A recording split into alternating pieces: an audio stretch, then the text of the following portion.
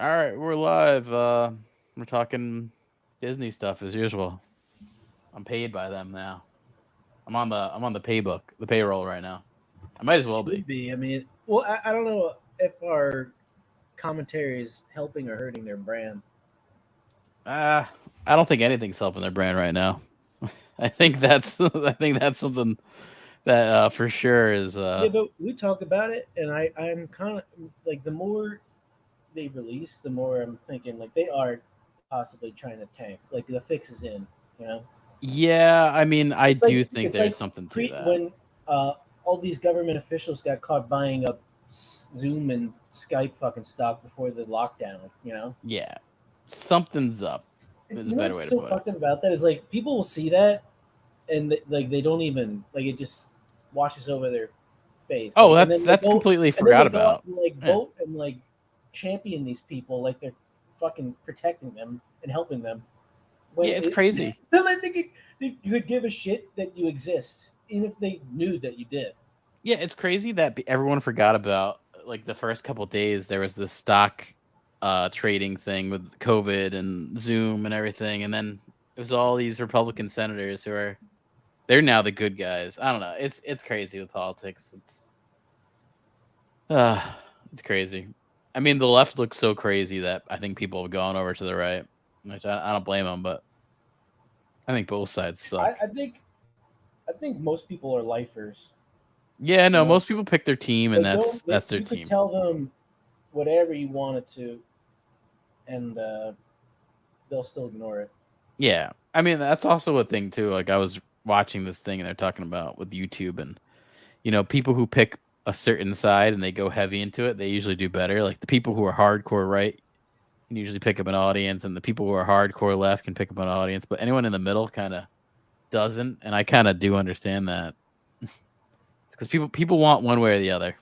They're they're black and white, I guess. I know. I think most people are like a hybrid if they have any affiliation at all because there's things they like and dislike about it. They're not like some homer, you know, like sports fan who it doesn't matter what you tell them. They're just like fuck you. I like the team. You No, know. I kind of think that is the case. I think most people, even though they probably, everyone probably falls in that middle.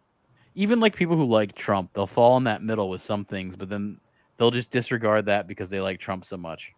You know what I mean? Like, there's Yeah, people who like, I I don't give a shit about abortions, but then they're like, I but think I'm he goes Republican because beyond Trump. all this shit though. He's just like such a weird brand. You know, like I see these Trump bears still all around randomly with the hair and shit, and he just has like so much merch. Yeah, well, I think he's like a brand and shit. People like him for that. I don't really get the love for him too much. I think he's fuck. I was listening to what is it? I saw Newsmax, which is like basically like the Trump news network, and it was just so funny because I like perked up my ears because it said something like Trump has literally done nothing wrong ever. That was like the quote, and I was like, come on, like if you honestly think that, I think you're fucking crazy. Like also the guy who was a lifelong New York Democrat, they're gonna say like what you forgot about that? You forget about that he was like a New York Democrat for like 40 years, like 50 years, That's what I'm more saying. It's the 60 same thing years. as like these people who are obsessed with a sports team, and like doesn't matter what horrible trade they make, what awful signing they do. It just they're like unwarranted like blind faith never persists. Yeah, Because I it's get I these mean it's people the on same Twitter thing. and shit. You know, like I'll say something negative about a player because they're like they're not good, Oh yeah, and they and just people go freak all out yeah, like I just like kill their mom. kill Yeah, their unborn child or something. It's like yeah, it's the same thing relax, with man. it's the same thing with the people who like super support Biden. I don't think there's been anything of this past couple years that would make you want to really support the guy either.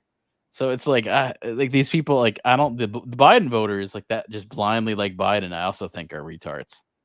Just It's like anyone who blindly does anything is an idiot. Because well, I think the people who like blindly like Biden might be worse because it's like pure blinders.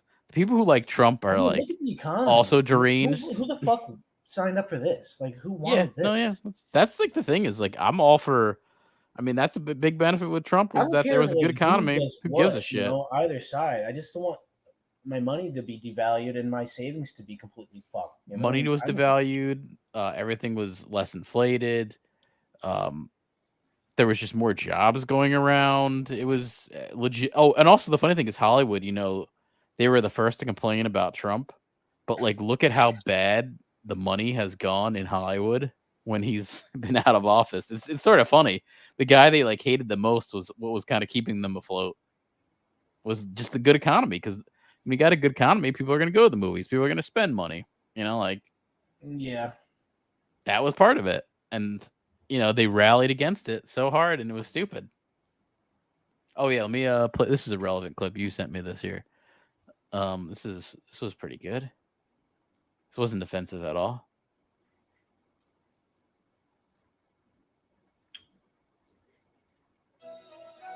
250 bands on this submarine. I'm finna go explore Atlantis in this submarine. Go and see some shit niggas never seen. I'm about to go explore Titanic in this submarine. Submarine got PlayStations, TV screen. Submarine got everything a rich nigga need. 250 bands for this submarine. My drip different, nigga. I'm a ball under the sea. I want the black little mermaid. I'ma beat her cheeks. I'm in the kitchen like I'm SpongeBob. I'm turning on the grease. I'm in the studio. I'm off the dome like Sandy Cheeks. I'm in the submarine. I'm about to go explore the 7 seas. I'm smoking famous. Really need captions. Submarine got 20-inch display, 2K on the screen. Submarine brought the whole team, niggas living the dream. And if we die, at least we died on this submarine. 250 bands on this submarine. I'm finna go explore Atlantis in this submarine. I'm about to go and see some shit niggas never seen. I'm about to go explore Titanic in this submarine. Submarine got PlayStation screen. Submarine got everything a rich nigga need. 250 bands for this submarine. My drip different, It's nigga. really weird, like the cartoons though. I like the background voices. Yeah, this is the best part.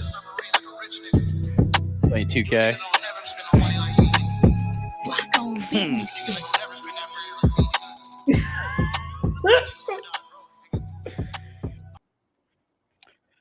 Yeah.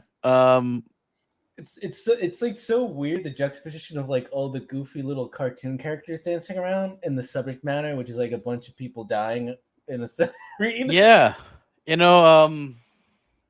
I've seen a lot of stuff. I'm like on the fence on it. I think a lot of people were like a little offensive about, like just because they're rich. Oh, who fucking cares about them? I don't think that's right.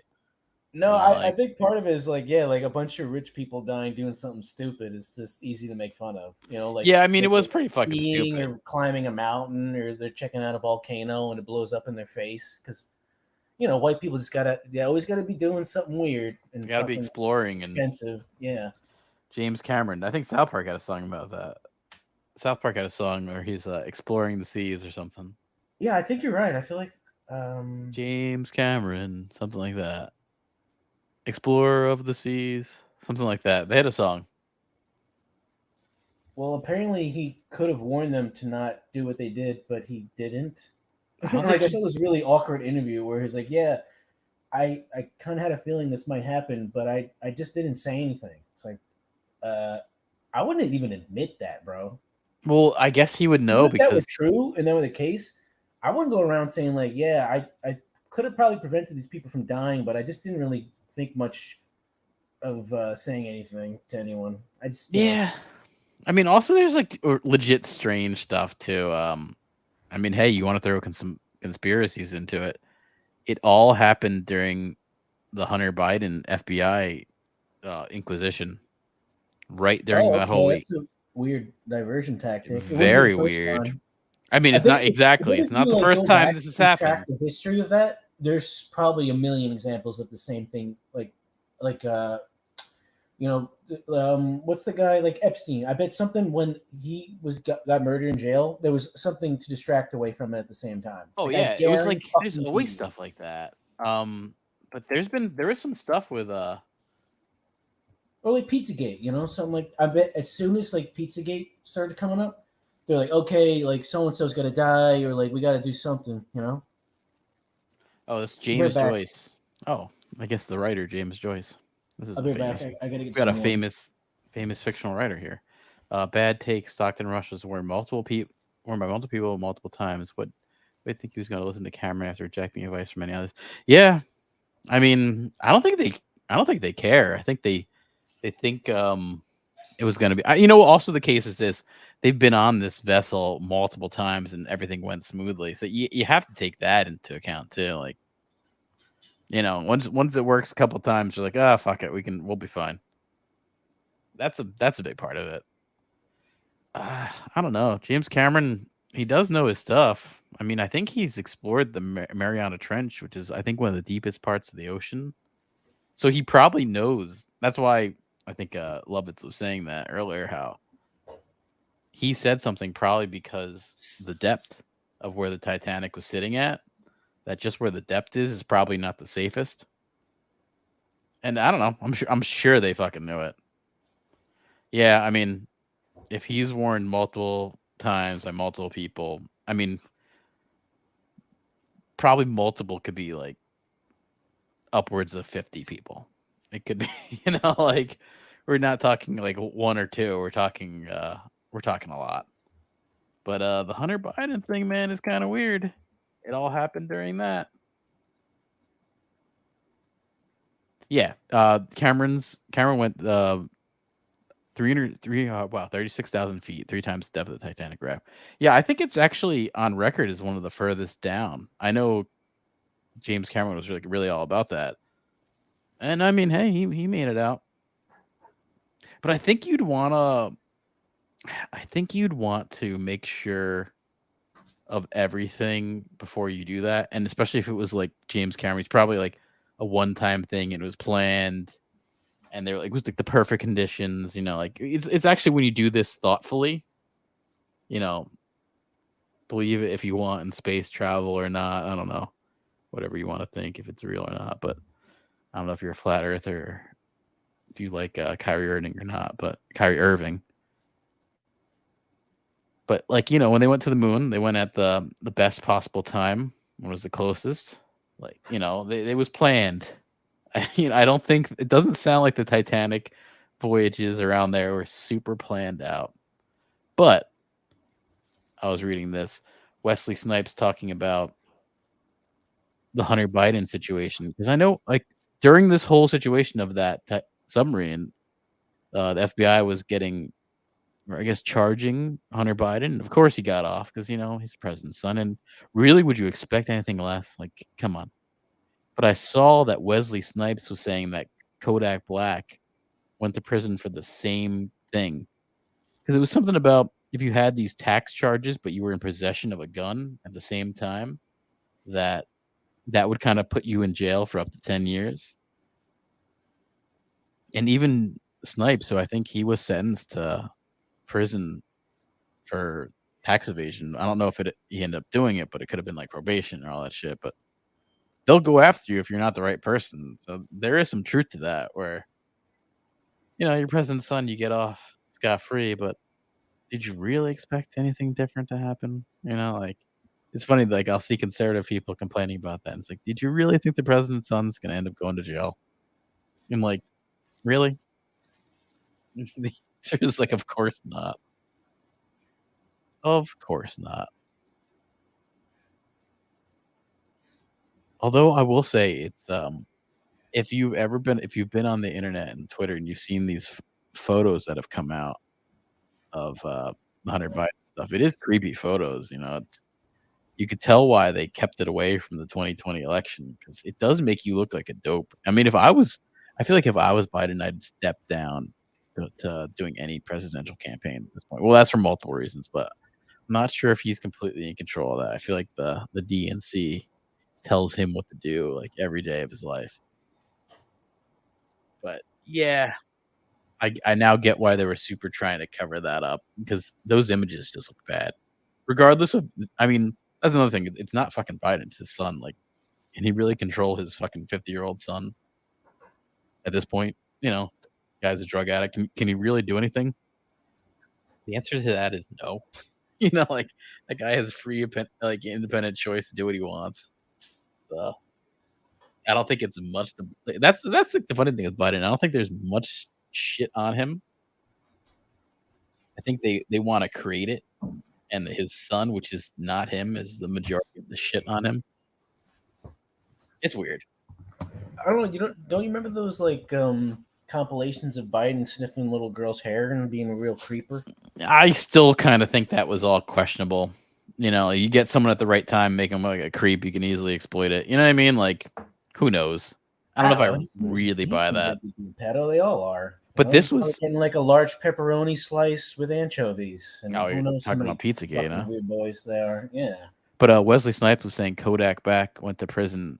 It's like the same charge essentially that Hunter Biden is under. It's like about tax evasion stuff. And if you're on these tax evasion charges and you own a weapon, that you can do up to 10 years in jail. And they did sentence Kodak Black to that. You legally own a weapon? Yes, like legally own a weapon. Just because it doesn't make any sense. Having a weapon and evading taxes, I guess at that point you forbid, like, let's say you evade your taxes and you're still a legal gun holder. At that point, it becomes not legal to hold a gun. Now, most people don't know That's a weird loophole. Yeah, like most people, like what you're supposed to do is like, all right, man, who would come up with like some convoluted fucking rule like that unless you had it on the back end to fuck someone over for a reason? Right. So legally, what you should have done would been hand over your gun and your gun license to the local police, whatever. You know, like that's what you legally should do. But like most people won't even fucking know that, so they'll end up still having that and then getting that charge. So essentially, it is like a bullshit charge, but because he's, you know, the son of Daddy Biden, he got off scot-free. You know, like, but I mean, like, that's what I was saying. Like, did you really expect the president's son to get any kind of charge? Like, come on. If you're like, didn't George Bush get caught with some shit and he got out of it? I mean, he had multiple DUIs, but I think I'm sure he never served any time. Yeah, I mean, they made a movie about him with what was it, Josh Brolin, I think. Yeah.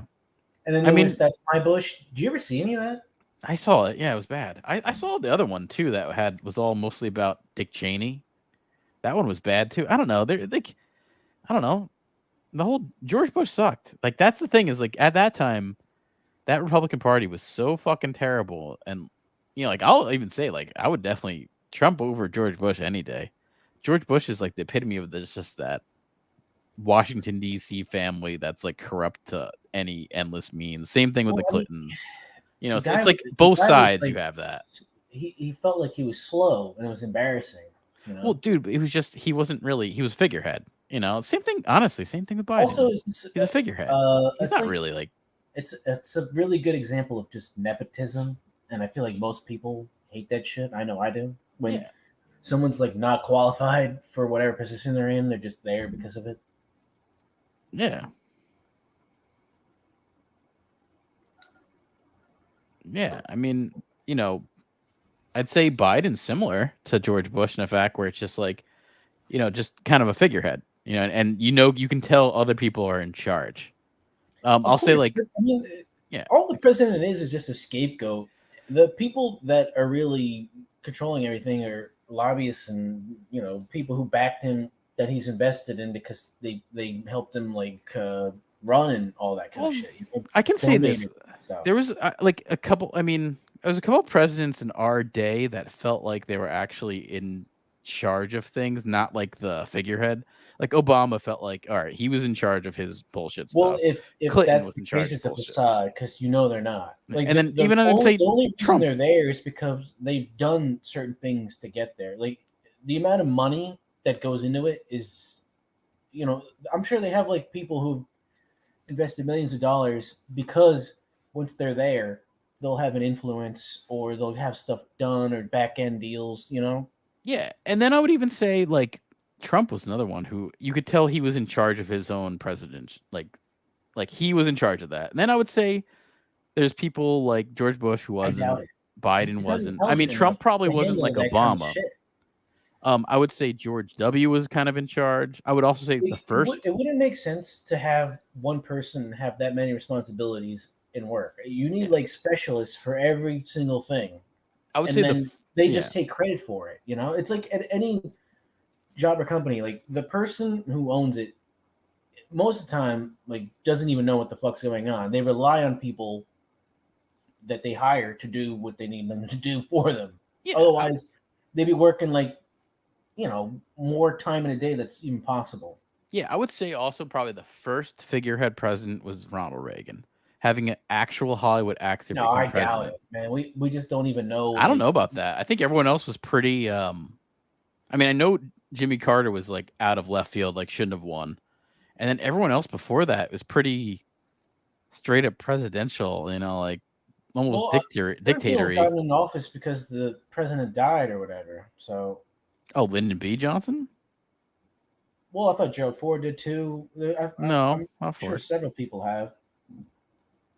A couple, but I mean, Lyndon B. Didn't Johnson's just Taft kind of die creepy. in a bathtub and then? Well, I know. I think not Harrison really, only. huh? I He was think morbidly obese. I think Henry Harrison was only president for 30 days, and he died. Like I think he's the shortest president term of all time. William Didn't you miss Henry the good old Harrison. days where, like in the 70s, you could have some Manchurian candidate assassinate you every other month? Yeah, it could be. I mean, yeah, William Henry Harrison only lasted 31 days in office, and then John Tyler preceded him as the president. That's what I like about the 70s. It's just so raunchy and gross, and all this like fucked up shit would happen, and no one even cared. Yeah, well, it is kind of weird that Jimmy Carter, he's like he wasn't supposed to win. Like a peanut farmer from, I think he's from fucking Virginia or something. He's a Democrat from the South is like the key to winning all the president shit too. That's like if you look back in history, like that is what the Democrats rely on. They need a Democratic Southern person. That's what Lyndon B. Johnson won. I Democrat feel from like Texas. SNL really benefited from Ross Perot. What was it? Al Gore and All of George them, Bush man. being I mean, in office at the same time, because they like it felt like, and I at the same time, I mean, at that time I was still watching it for some reason every now and then. Like so much of their material just was Will Ferrell being George Bush, and yeah. I think Dana Carvey was. Well, they Ross used to always Perot, make fun of the president. They used to and have, I Chris mean, Lemmon was Al Gore. yeah, I mean, But that trio together was really good. Like they were able to like improvise so much content every single time. yeah, and I mean, going back, they would always make fun of the president, like Dan You have Aykroyd. to. Dan But I Aykroyd feel was like Jimmy Obama, Carter. they like really went light, like so like baby hands. Like you couldn't. Oh, they didn't go You into really it. They couldn't, they like, don't. go in as they would for like Trump or Bush or somebody really fucking shut up. They don't make. They haven't made fun of Obama. They haven't made fun of Biden, but they did make fun of Trump, and they did make fun of George Bush. So it kind I of think their I think political they had, leanings are obvious. When they used to make fun of Jimmy Carter with no, I Dan think they Aykroyd, had, everything. What's his name? Jim Carrey do Biden shit. I think he did a little bit, but it wasn't anything that bad. It would be like goofy. I know that's the thing. Is like certain people they absolutely crucify and go all in, and others they like barely even, want to ruffle any feathers or be controversial. They just do like surface level stuff, like he's old and he's forgetting stuff. Okay. You also wonder if it's they're backed by NBC. NBC owns MSNBC, like the most liberal news network there is. So do you know what I mean? Like I didn't even know or think about that to where there was an agenda the entire time. Dude, there's a big agenda with all this stuff, and you can't have that in comedy, man. You can't have like affiliations. It's going to completely neuter you from everything. Freedom to really go in. And like almost, here's something that I just found out the other day, and I was like, oh, interesting. Sucks now. But A24. Yeah. Everyone's like, oh, they're the best. They're like indie film. They're fucking owned. They're a subsidiary of Warner Brothers. No, I know. It's like all these indie labels that are considered indie are just subsidiaries of larger labels. They just give somebody an outlet to create something else and make it seem like they're not an affiliate. But then you do some research and you find out, it's just like funded, but not represented by the same people, because they don't want the stigma of like, oh, this band's coming out on Epic or whatever, and everyone's going to instantly think they're like a sellout. They want to be like, nobody knows about it. It's cool, but it's like no, it's just the same shit. Just like it's like Diet Coke instead of Coke or something. You know what I mean? Same time though, I do think that Warner Brothers isn't the worst of them because I mean Flaming Lips, all their albums have been released on Warner Brothers Records, and I know like Phantom Moss and Faith No More, and like I maybe also maybe they just like step away, they like let certain good people run it. That could be that like, but No, I don't know. it's because I think it's because if a certain thing has enough success, like Nirvana did or something like that, it creates a arms race to find the next one, and you end up getting all these weird things like the Meat Puppets or something signing to major labels, or like even something like Built to Spill that is not, something that you would think would be really successful financially, getting releases just because uh, the people paying for it don't really care what's going on. They just want the next thing. Like they just Yeah, want to hit again. yeah, It only takes one sometimes, yeah. That's true. One big seller. No, music's you dead could say the now. same thing Music's dead. about say like the Sex Pistols. Like once their singles started selling, then all these labels just want to sign whatever shitty punk group was around. Yeah. But Well, then you because get like things that are good out of it just because of everyone getting a chance.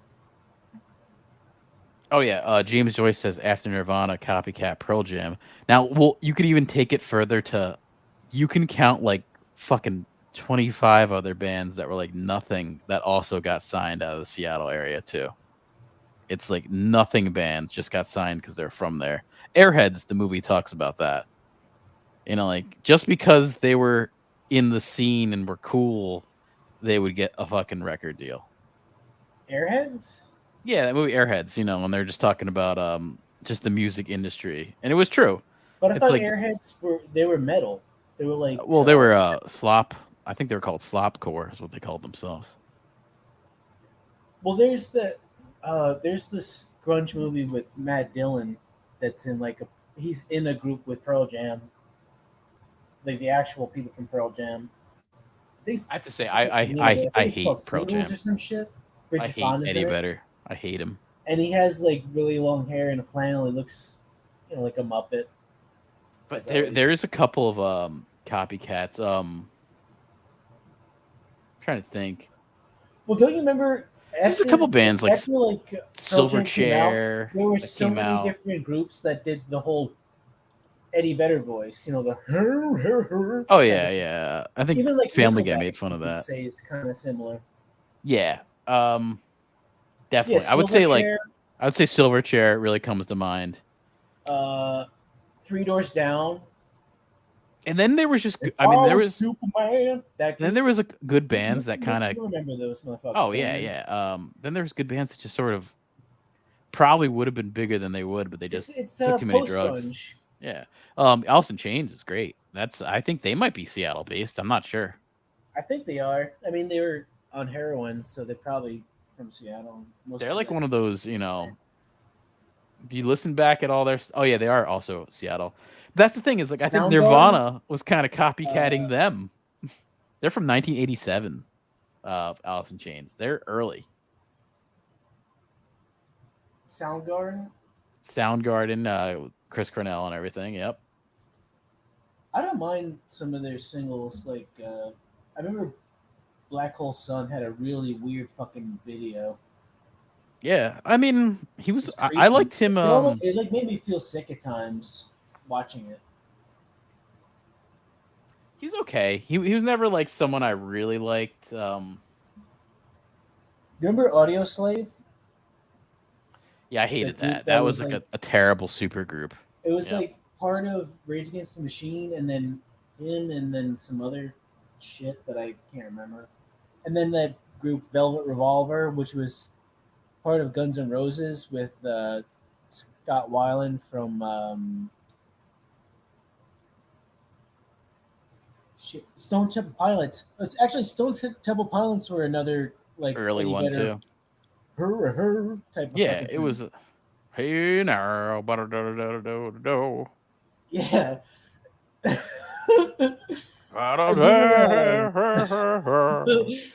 It's weird how prevalent that shit was.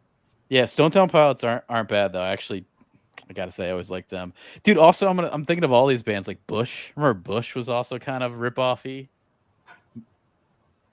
There was a lot of them. But you know what though, man? I'll take all these bands we're talking about nowadays, the modern music, any fucking day of the week. You know what I mean? Like, oh yeah, Mixoplex says STP are the best. STP is pretty good. I really liked anytime Queens of Stone Age had that alternative singer on their stuff. I forget who it was, but he's on. Oh, I think it's called like. I thought he was in Caius. Could be, but it was like I think there's a song called Autopilot, something like that, with Queen of Stone Age. It's an early one. Actually, no, he was the original That singer. No, he actually. I think he was the singer of Caius. And then, yeah, he reminds me of Chris Cornell, and like sometimes that kind of voice, I have to say, like works very well. Chris So. Cornell is much higher pitched. He does it's almost like a falsetto scream or something. Yeah. But I like the guitar player for Soundgarden. He had pretty memorable riffs they almost sounded like electronic at times. I mean, I miss the '90s when it comes down to just rock music. I don't know. I mean, also like the music industry is just so dead, man. The streaming networks have killed it. No one buys albums. You know, it's just not happening. Also, you got to think about it's dead, man. COVID too killed a lot of that off. Like it was dead before that. It was dead before I went that. to one of the malls near me, and all the bigger stores are still just blacked out, not even open. Like COVID killed that shit completely. Oh yeah, well there is an FYE in the mall here. The FYE came back to the Freehold Mall, and they don't sell CDs anymore. They just sell like T-shirts and I think like Marvel nerd stuff. You know, they're not even selling the CDs. No one buys that. It's weird. There's like this giant space that's just all these customized T-shirts, and I'm thinking like, why do you need a physical space for all that? Yeah, they don't. They don't. But it's like huge. I've never seen anyone in it, and that made it through COVID, and these other ones didn't. So their overhead must be so low to keep it running. Yeah, and also, I mean, it's the same thing, man, with movies. It's just, why do you need movie theaters when in a month they all come out to streaming? It sucks, man. Because there's no way to get a visual experience at home comparable to that. Like, you'll never, even if you have a home theater, it won't be comparable to that. Oh yeah, Mixoplex says. I'm pissed on myself, man. I wanted to. I should have saw the fucking Dune reboot in theater. I wasn't going to like movie theaters back then. Like that was still too close to COVID times. Now I have no fucking issue with it. That was a little too close for comfort. I remember. What was the last? I feel like The Lighthouse was the last thing I saw in theaters. No, you saw Everything Everywhere. No. Before, I'm talking post-COVID. Yeah, before that it was The Lighthouse. Oh, Mixoplex says, I like it being dead. I like all the genres like metal being out of the limelight. That's where it's supposed to be. I mean, it's true. It's like, I mean, still back in, like, I mean, I used to like indie rock a lot in the early 2000s and stuff, and that was never in the limelight. Post-rock was really big.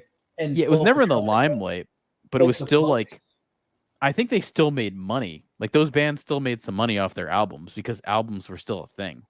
You know what I mean? Like, now they don't make money. In Philadelphia, I bought so many CDs at like FYE and these smaller places that would have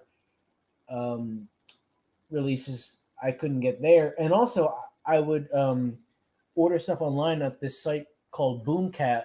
That was this. Oh, I remember that. It was based in England or something, and I would get a lot of like ambient stuff I couldn't find downloads for, and I just wanted it really bad, so I'd pay like $20 for an import, and a lot of times they weren't even good. Yeah. You know? Yep. Well, speaking of that, this is a good transition. Gal Gadot blasts woke Hollywood gender swapping. Oh, I thought you were going back to the Titanic song. No. Starting up the first topic here. So remember how everyone loved the new Ghostbusters all female cast? Do I remember that experience? You probably don't. I remember the ratings being terrible and they tried to manipulate them. I remember that. Yeah, I Like, it was mean, some boomer fucking special. this did not work out too well, the whole gender swapping thing. That's kind of my first topic here. Actually, I remember I tweeted at Paul Feig, the director, who actually I like Paul Feig. He did a good show called Other Space and Yeah, I don't. Heavyweights he was in, and I tweeted it. That kids movie where a bunch of fat kids. Isn't Yeah, that a he Ben was Stiller he was the movie? he was the counselor. He was one of the counselors, Paul Feig. But I tweeted at him. I said to him about the Ghostbusters. Is I it said, Fig? I thought it was Feig. I think it's Feig. Or Fig. Fag. I mean, Oh, okay. I think he is gay too. So you don't want to. Hey, it's Pride Month. Well, he blocked you, so who cares? Yeah. So I just said to him, I don't think this movie looks that great, and then he blocked me. You told him his movie didn't look good. That's all I said was I didn't even because everyone's like everyone's like bashing on this surprised movie. by that? I mean, what do you think he's gonna do? So, I mean, all I said was this movie doesn't look that good. Out. I didn't even say like this movie looks like shit. All this woke politics, fuck the feminism. I just said this doesn't look that good, and then he blocked me. Yeah, but like what you did is even worse. You know, like, I guess I told the truth. You're not like some brain dead asshole trying to just champion something. It's like you're just kind of underhandedly saying this is shitty and you fucked up. Yeah, and the thing that sucks is I really like Other Space. I think it's one of the better comedy, like little short comedy space things, Star Trek parodies that exists. Like if that kept going for years, I would have been all for it. It's a weird little thing. I think it was on Yahoo. Yahoo used to have a streaming platform for like a year or two. Do you remember this? They tried to like have their own original shows on Yahoo. No. Yeah, it's really weird to think back at it. They were like fucking 5 or 6 years too early on this, but they tried to have their own streaming network. Well, YouTube kind of did it too. YouTube had YouTube Red and they had Cobra Kai. The Cobra Kai first came out on YouTube, and then Netflix bought it because YouTube Red shut down or whatever. It's kind of something similar to that, where Yahoo had Other Space, which is a good like Star Trek parody. It was funny, and then that only did one season, and it would be nice if it came back. But there's so Gal Gadot is in the news because she's in a spy movie. She's so bland, man. How the fuck do you have her play Captain or Wonder Woman? Wonder Woman, Wonder Woman is, I mean, Linda Carter to me, who's like stacked. I gotta say, like out of the 70s, she's one of the better looking people I've ever seen. Like Linda Carter, ridiculous. I mean, the thing with her that I never liked was you get somebody who's like flat as shit. To me, Alexandra Daddario, if she could just fucking act at all, should have played that part. But I guess she's not capable. Dude, I don't know. I don't think any of these people are that capable. It makes me wonder about the selection they choose. It's like, do you really think even like looking on this photo, the fucking bitch from Game of Thrones, she's not fucking good either, and she gets all these parts. You know what I mean? Like she's not good. Amelia Clark. Yeah, she's not a good actress. She's just as good as Daddario. I don't really find her that attractive outside. No, I think she just had good writing and a good fucking spot. That's what happens. It's it's like did you see her in that Terminator fucking movie? It's terrible. No, I mean, actually, every time I've seen her in anything other than the Game of Thrones, it's been bad. Like she was in the Rogue One movie, or not Rogue One, the Solo movie. Actually, I have a clip about that. Got them clips about that. As Han's story came to an end in Force Awakens, how did you feel about the ending? Did you feel good about the ending? Do you like the way his story ended up? Did you see that as Han's ending?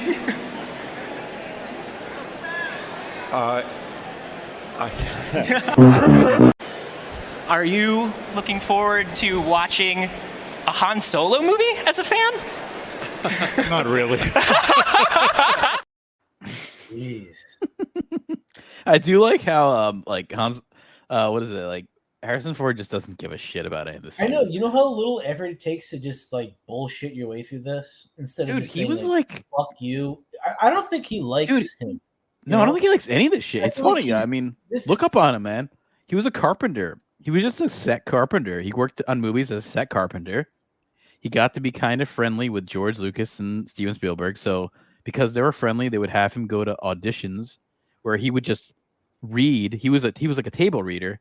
He'd read to the auditioning actors like the other parts. Like if you're auditioning as Luke Skywalker, he'd read for Han Solo just as I'm reading in here across the table from you. And that's what got him the role. That's what got him like famous, was essentially just he was reading parts. Yeah, like why is he being so passive aggressive to George Lucas then? You I don't know. I think because he never really made him. cared. I think he never cared. I mean, he Wait, said it wasn't he in before. American Graffiti too? Yeah, I think that's exactly how he like got a first. But that part's kind of small. That's not like a big part. His first big part is that doesn't definitely. take much. You know, like Matthew McConaughey was in Dazed and Confused for what, like 4 minutes? Yeah, it's similar. That would be a similar size part, I would say. Like exactly, like and both he had them. a weird casting thing too, where Well, he was just in a bar. He saw him in a Right. bar. Yeah, but there's all this stuff going on with the gender swapping. A lot of people are saying, is it time for a woman to be James Bond? Now, the funniest thing about this when I was like looking at this, I've been seeing stuff that Henry Cavill's kind of locked it up. oh, I mean, no, I'm seeing different shit about that every day. I'm seeing the You're guy. on all these woke sites sucking in the. He should be. I mean, that's an easy choice, but For I don't know. me, I think for me, It's an easy he's the choice. easy decision because he's got a built-in market from all Yeah. that shitty Marvel, Superman, DC, whatever the fuck shit. And he's kind of already removed from that, he's though. somewhat, He's like, like still kind of unknown enough to yeah, be a lead and not have it be like, oh, I know this guy from this thing and that, you know? yeah, and he's removed enough from Superman. At least it's been a while since Right, he's yeah, been 'cause, like, Superman. With Batman and Superman, how many fucking 100 people they've already played that part? You know, it's not. It's even like James Bond. It's like it's not that significant unless it's iconic in certain situations that people remember it. You know? Oh yeah. Oh, but this is funny. The Telegraph who put out this tweet, they also put out a poll here where it says, "Do you want a female 007?" And just check out that response right there. 90. Fuck no, I would rather watch Patriot. Here's what happens when they got, because you could tell they wanted everyone to say yes, I love but then Twitter, man. they got Like, Twitter 95% is no. so instant on the feedback. You know, like if I post something and people don't like it, I immediately know like I fucked up. Yeah, but you know what? Have you been ratioed before? No, but that's a kind of a new thing. I've been No, new to this you've been term of ratioed, You ratioed. just didn't know it. Yeah, but I mean, I guess we've probably been ratioed. Like I posted something about a player, and I got DMs saying like, "Listen, man, I don't want you ever talking about my team." Oh no, again." actually, you know what? I have been ratioed. Like, I just replied like, I did not even think about the team. I'm just talking about like this guy can't hit. It's like, don't ever bring him up again. No, yeah, I have. I actually We're getting like somewhat like this death is threats similar. over some random bullshit I just commented on. This is similar. Like I like came back to like this is like I kind of stopped watching since, but I came back and I started watching the new wrestling because there's a new league called AEW, and I was watching that for a little bit. Wow, you're still watching wrestling? No, I mean I can't. Oh, I stopped since, but I Is came back and I wanted to check it out. And all these people said that there's like these little, they're like 4'11" basically. They're called the Young Bucks, and then there's this guy called Kenny Omega. They're like the darlings of the indie wrestling world, and I was like, I wanted to see like, oh, what is everyone talking about? These people, why are they like so hyped up? And I saw them, and they're like complete shit, you know. And it's like, and I think I said something on Reddit where I was like, I don't understand why any of you fucking like these fucking people. They're not good. They're very fake. They just kind of feel like trampoline wrestlers, you know. And then as soon as you say that, you have these people that just like rally against you because they're just so in love with these people, like because they're like the indie wrestling darlings. Like it's similar to that. It's weird. Feels like they're almost like bots or something. I don't know. I think people would go crazy for it. People You go crazy remember for that. The Dudley Boys. Oh yeah, of course. Didn't they go? Didn't they go from ECW to WWF? Yeah, It's kind of cool. So ECW was like the minor leagues of it wrestling. was. It was actually even more of the minor leagues than people thought because the owner was taking a pay cut each week. WWE was actually paying him under the table. I know I showed you some sports cards of like really expensive Hulk Hogan rookies and Ric Flair and all that kind of stuff, and Andre the Giant. Oh, nice. All their rookies are from those type of places. They're not. Oh, cool. WCW or anything like that. Oh, yeah. Like from and a Mid lot of South times and like They fucking. have different names than what they're known for. I think the ones you're talking about were from like Mid South Wrestling or Jim Crockett, pre WCW. The territories is what they called them. I watched a documentary on it. How Vince McMahon Bought all the knew territories. all these satellite organizations and went and bought them all up and created this league, almost like a sports league. Oh yeah. Oh dude, all of it. the wrestling, And, the past world of wrestling in is the process, very fascinating. Got all these like weird tax exemptions and like when you form a business or company, you get like certain write-offs, and he manipulated all of that shit. Well, what he make did even was more money than you would even initially basically realize. there was territories where there'd be like there was a southern territory, Yeah, there like was a Florida satellites, territory. like one region would be Yes. covered by one federation. Oh, and then it's one region a lot would be though. another. And honestly, if you look back at the money that these people were making just in like a territory, they were making upwards of shit. like no. They were making like almost $1 million worth of shit today just working in Texas. No, I mean like The dog shit money for, that like, was into people this. actually doing it. Whoever was running it was making tons of money because they were No. paying everybody. I'm saying yeah, but the top stars were making all this money. But basically what Vince McMahon did was he bought out all those stars. So like let's say you're a star in Texas, he'd buy them out and have them go to WWF. Let's say you're the star in Florida. Let's say like Ric Flair, he was the star in Georgia or Atlanta, he'd buy him out and then they'd go over there. So basically they took out all those territories' top stars just for money, and then they kind of all died off because they didn't really have the money makers. That's kind of how he kind of killed the territories. What reminds me of this is like the parallel of Andre the Giant and Victor Wembanyama, because Andre the Giant was French, wasn't he? Yeah, but Andre was kind of different with it because he was such an attraction. He would essentially rent himself out to all the territories. He was never like one territory. He'd be all over. He'd go to Hawaii. He'd go to Florida. He'd work with Vince McMahon's dad, and Vince McMahon's dad owned like the New York, New Jersey area. That was his territory. Vince McMahon has a similar trajectory to Trump, where his father they're friends. They already established and set him up for success. Yeah, they're friends. It's nepotism to a very high degree. Like nepotism is just nonstop. You'll never avoid it, especially like with football. So many coaches are just their sons or nephews or cousins. Yeah. Like how many fucking Shanahans have we had? Oh yeah, a lot. I would say also. You were the original, right? He was the Denver Broncos coach with John Elway and. Davis. The one before. I forget the guys. Is it Mike Shanahan? The dad of Mike Shanahan, I think. Kyle, yeah. The Niners coach, and then what's the other motherfucker? But I would definitely say if you're into any of that, like even if you're not into wrestling, you just want to watch a good show. That's like one of the best made shows of all time. I would say is The Dark Side of the Ring. It's fucking great documentaries. That's Vice, a lot of it. Yeah, and it's like they were the first to do this Dark Side moniker. Now, since it worked out, now there's like the Dark Side of the '90s, which isn't by the guys who did Dark Side of the Ring. Actually, Hobo with the Shotgun was made by one of the guys who does Dark Side of the Ring. Like they are legit. I saw that. I liked it. It was oh no, they're good, man. Hobo with the Shotgun was like obvious, just the whole, what was that shit with Quentin Tarantino and Robert Rodriguez, where they had that hybrid movie, The Grindhouse. Was that? Yes, Grindhouse. Yeah. After that came out, there were so many.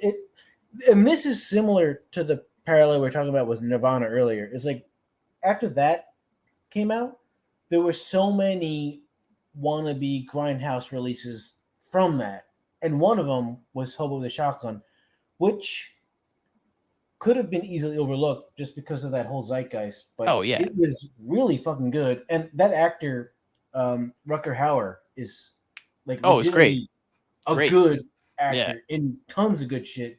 Blade Runner, obviously, but other than that, he's got like this one film from the 80s where he's blind and he's like a ninja master. Yeah, that one's it's good really too. Fucking good. Yeah. I forget the name of it, but Mixaplex says The Wrestler starring Mickey Rourke was awesome. Yeah, that's definitely that guy's best movie. What's his name though? No. The Life of Think that's better than you think that's better than Requiem? Yeah. I think it is. You know what? I agree. I think it's easily one of his best movies. I think it's easily his best movie. Even if like Requiem is better, like Aronofsky in like quality or like, you know, it's not a fun watch. Like I'd rather watch, but then again, the rest is not a fun watch either. No, I don't know. There's like most of it's all right though. It has comedy. It has levity. The rest was really good. There's so much levity to it. That's all right. Pisses me off is like what's the stripper? Tomei. Yeah, like he's so nice to her, and she constantly like rejects him, and I just feel so bad for him the entire time. It's realistic though. You know, it's like there's it is. Like I bet like when you're stripping, you have these annoying regulars all the time that you just hope don't even come in. You know? Oh yeah. Oh, but here's the Dark Side of the Ring, man. They do these. Their reenactments are just like amazing. Let me play one of the trailers of one of their better ones. Is fucking this great. story captivated us from the very beginning. Like, a murder investigation that's taking place in a wrestling locker room. You know, and that to us was just like super fascinating. Brody was halfway hunched over. I pulled him back. The knife came down and cut his ponytail off. Police walked in and thinking, well, it's just another crazy, wild wrestling brawl. They didn't think it was real. A man died. What's going on here? Dark Side of the Ring Confidential. Yeah, all their lighting and all their reenactments is awesome. It reminds me of The Thin Blue Line. Have you ever heard of that documentary? Yeah. Oh, holy shit. Yo, I was just about to fucking say that. Dude, I can tell about the yes, the police murder thing. The people pulling over this guy. It's weird. It's like the whole complex of like found footage and what's real and what's manipulated has always been really interesting and kind of fuck with me, you know? Because you can make a documentary and make it seem like everything you show is real, but then you can watch like The Nook of the North, which is one of the first documentaries, and everything is staged. Yeah, like the entire thing. Yep, the whole thing's staged. So it's got this weird complex where like, you want to believe what's going on, but you're being manipulated at the same time. No matter what, like whether you realize it, just through editing, you know, like through what you want to show and what you don't, you know, what you cut. But yeah, all the Dark Side of the Ring really, I can tell like they're big. I mean, I don't even have to look it up. I could find it, but I can tell they're. I know a fucked up one. Remember when Owen Hart fucking fell through the goddamn shit and was paralyzed? I mean, they did a whole Owen Hart episode, and that one's really great. They did a whole Benoit episode. Owen Hart's it's not just Owen Hart. Like his entire family are a huge staple of wrestling. They did a whole Hart family thing. Like the Griffies, or they're like the Rip Game. We're going to talk about territories. Jr. and his sons in baseball, like their lineage. Well, they owned The Rock too. The Rock's father, and uncles and all that. Like the Maivillas have been around for a very long time. Yeah. So basically, what you're talking about is territories. Rock rookies, where he's not even on WWF stuff. So the Maivillas owned the Hawaiian territory, and the Harts owned the Calgary territory, which was a pretty big Canadian territory. And that's actually where a lot of people come from. We're going to talk about, like, you know, you'd say Chris Benoit, all of the Harts. Have you ever Jericho. seen an early Stone Cold Steve Austin rookie? He has like a full head of blonde hair. He looks like a completely different person. You never even know it was him. And I mean, I want to say he's also, again. It's funny. he's from All these Florida, wrestlers, they come from. Well, he's Texas, but all these wrestlers come from the Okay. territories the up rattlesnake. until recently. Yeah, that makes I mean, sense. they all do. Like all those big ones, they all come from a certain territory. Kind of the end of the territories is sort of the end of those good wrestlers. Hulk Hogan was a bass player in a band in Florida, and then like got into like wrestling in Florida. You know, it's like they all kind of come from that. All the wrestlers love to wrestle in the Florida territory because there's a lot of cocaine. If you look up into any of the stuff with that, they all love being in Florida. The Freebirds, you got Dusty Rhodes. I can go on about this. I know I have too much wrestling knowledge that's hooked in my head, but the wrestling history is like 10 times more interesting than wrestling itself. That's the funniest part about all of it is it's the history and the stories are way. It's almost like it's like rock and roll. It's the behind the stage stories are always more funner than hearing about I don't know the girlfriend breakup kind of stupid shit or them making the albums. It's all about the fun parts is the crazy story about them partying. But going back to my first topic here, Gal Gadot rallies against Hollywood's obsession for gender swapping and male characters, which is fucking cool. Cool she said this. I wanted to make a great story. So basically what happened is she's making a Netflix spy show. And so everyone kind of came to her and said, do you think the next James Bond should be a woman? Because we even saw that's what everyone's talking about. It should be a woman. It should be a black woman, probably is what the identity politics of today. But she said, how many times have they just switched gender? They take a story that's all about men and just change it to a woman and then shoot it. To me, it's so important in the DNA to make Heart of the Stone a little different because men and women are different. Just that quote alone is like baffling to even hear these days. I mean, somewhere Elliot Page is like seething if she would hear that. Elliot Page is just seething. I mean, does she not know this is Pride Month? That's probably what a lot of people are saying. And this was another article I saw about the same topic, written by Christian Toto. I've seen his stuff in the past too. It's good stuff. He's a good writer. You can check out his stuff on Hollywood in Toto. That's his website there. What was he saying? Yeah, he goes over all the gender swap stuff here. You talk about Ghostbusters. You can talk about. I think they did a Ocean's 11 movie that was purely just gender swap, which is not worked out. I don't think it's ever worked out. So that's not good. But here she says because men and women are different. They're built differently. They operate differently, and there's nothing wrong with that. And even right here at the end of this article, I thought this was a really poignant point. She's right. It's a lesson in Hollywood that Hollywood keeps ignoring. Too many female action heroines act as if they're men. That is also the problem too. Is I feel like they write like these writers just write this as a male character, and they're like, oh, it could be a woman too. But it's like that's not really how you write for things. They're strong, brave, resolute, without any intrinsic qualities that make women women, and that is kind of a to me that's a strong quality.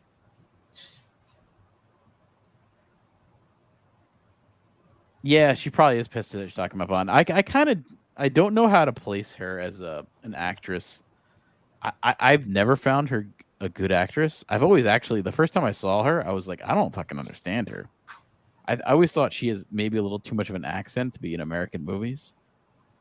And like it kind of like grew on me a little bit, but I've never found her to be working as Wonder Woman or working as. I mean, I didn't like those movies. I thought they were kind of bad. The Snyder stuff didn't really work for me either. And I was even thinking about all these Hollywood movies with superheroes and our like overindulgent culture, which is I think that is the issue. You know, a lot of people talk about, oh, like why are these superhero movies failing? Why are they not doing so well? Well, maybe because we're just so overindulgent. You know, it's the same thing with everything. Like, oh, you like a cooking show? Here's fucking 20 more. You know, oh, you like superheroes? Here's fucking 20 more movies. You know, like it gets rid of the specialness of it. You know, these superhero movies are really special in like the early 2000s when, you know, you were lucky to get one. You know, you were lucky to get an X-Men movie in like year 2000. And you know, you were lucky to get Iron Man. You know, and then it was like it worked out to be really good. You know, you were lucky to get certain nerdy sci-fi movies. Now it's just they know it works and they're just gonna fucking throw all of it at you.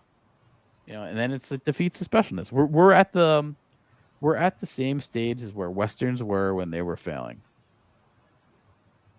And you know, it's the same thing. Like there can be great westerns, there can be very bland westerns, there can be very repetitive westerns. That's kind of where we're at with the superhero stuff.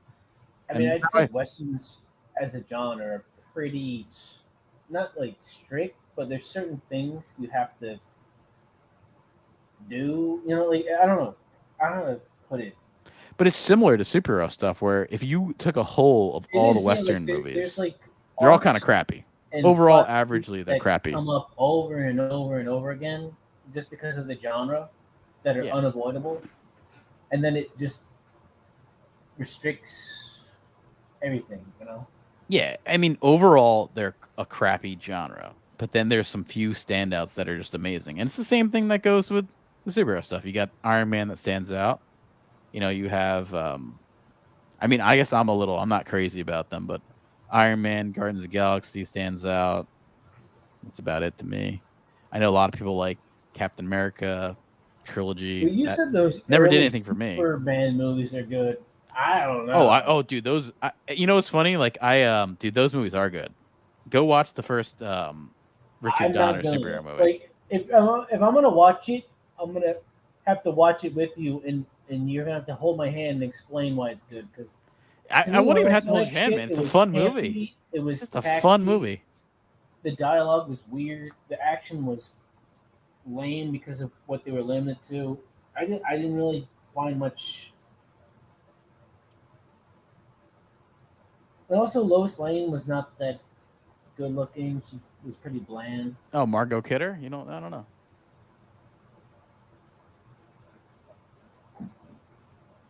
Oh, they just announced the new Lois Lane. Oh, they did. Did you see that? No. Who's the newest Lois Lane? I thought they're still like it's up in the air.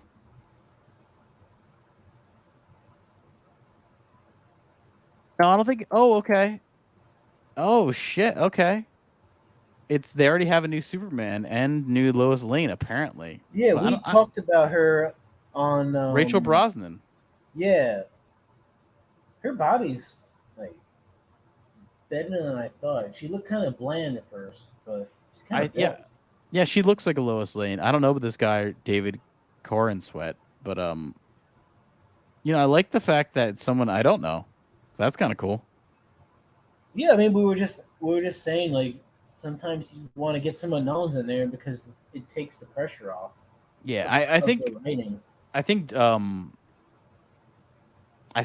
James Gunn's good at knows that too. Like I think James Gunn has a similar opinion to probably stuff we like, where he kind of knows the same thing. Like you don't always want to have a big Hollywood actor, just because it's like you can't put fucking Ben Affleck in as Batman because you know it's fucking Ben Affleck. You know what I mean? Like a certain amount of expectations and connotations that come with doing that. You know, right? That's why Michael Keaton worked good because no one really knew him. Like I mean, they knew him from fucking Multiplicity, but that's like a fucking stupid comedy movie, and no one it wasn't. I think it was totally more. known. He was thought of as more of a comedic actor, and people didn't take him serious as an action hero. And then he was able to pull it off. And then even also at the time, Christian Bale wasn't stupendous. He wasn't like tremendously famous at the time of him getting that Batman part. That kind of made him more famous. Well, what did he do before that? Can we look up? I mean, he did like The Machinist. He did some good movies, but like He wasn't like I think he might have did the No, he had more than The Prestige. Machinist. Come on, he had. I mean, or he had that movie with Spielberg as a kid, the Empire of the Sun. That's probably like a bigger movie for him, but he wasn't like in a lot of big things before that. I mean, I'll look it up here. Before Dark Knight, Newsies. I don't know about that. I mean, You never heard of that movie? It's supposed to be like I mean, before Batman Begins, he had The Machinist. He had.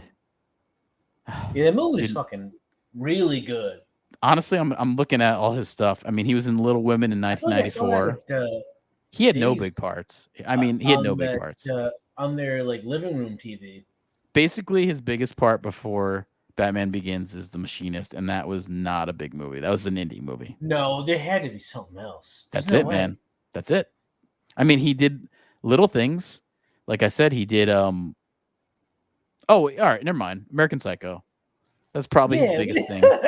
But no, that's pretty big. But still, it wasn't like not everyone saw. That was a movie that kind of grew on people. Do you know? Like I don't know. That wasn't like a huge hit. Yeah, no, it was not like. I don't think it made tons of money. I feel like memes and like gifts and stuff that came afterwards built up attention and a following for that film that wasn't originally there. Do you remember who his secretary was? Who played his secretary? No. Chloe Sevigny. Oh, okay. Kids. But even that movie, it's like, how much money did that make? Did that make money? Like, I don't think it made money, that movie, American Psycho. That's one of those, it's a cult following. Look it up. What's the box office on that? Yeah, that made $34 million total. That's fucking nothing. That didn't make any money. So even that, it, like, you couldn't say that was like a huge part. But that's interesting. I mean, I don't know if this has been confirmed. This hasn't been completely confirmed, by the way, these two actors, but I think this girl, Rachel Brosnan, as Lois Lane is a great choice. Yeah, I'm all for that. I think she looks like she fits the part. But She kind of looks like Margot Kidder, though. She kind of looks like Margot Kidder mixed with like Ava Green. Ava Green is really good. Oh yeah, so my very well too. My Was next she fucking Tim Burton? for a little bit, I think. Yeah, she might still be. That lucky horse face motherfucker. Yeah, well, Was he's he got money. actually though? It's probably just to sell whatever shitty fucking. What was it like? Mrs. Peregrine's House of Special Children or some shit. Yeah, Mrs. House of Peregrine's- Pedos or something like that. shitty fucking movie. House of Pedophilia. It was Mrs. Peregrine's. Yeah, House of Pedophilia or something something. of like special retarded children, freaks. Retarded. Oh yeah, freaks. so moving on to Indiana Jones because it's coming out this week. I'm actually probably going to see it. I'm thinking about it. Stock's going up. We got 20K. We're gonna have 30 next week. I don't know, man. I think the stock has not been good with the Disney corporation there. But this so far has been the lowest rated movie in franchise history for Indiana Jones. Which it's like hard to believe that with the Crystal Skull when you think about that movie. But Yeah, this sounds worse. Even Stevens was swinging on the vines with a bunch of apes. That still was better. We thought the franchise was at a low. Yeah, it looks like it gets even lower. That might have been the peak.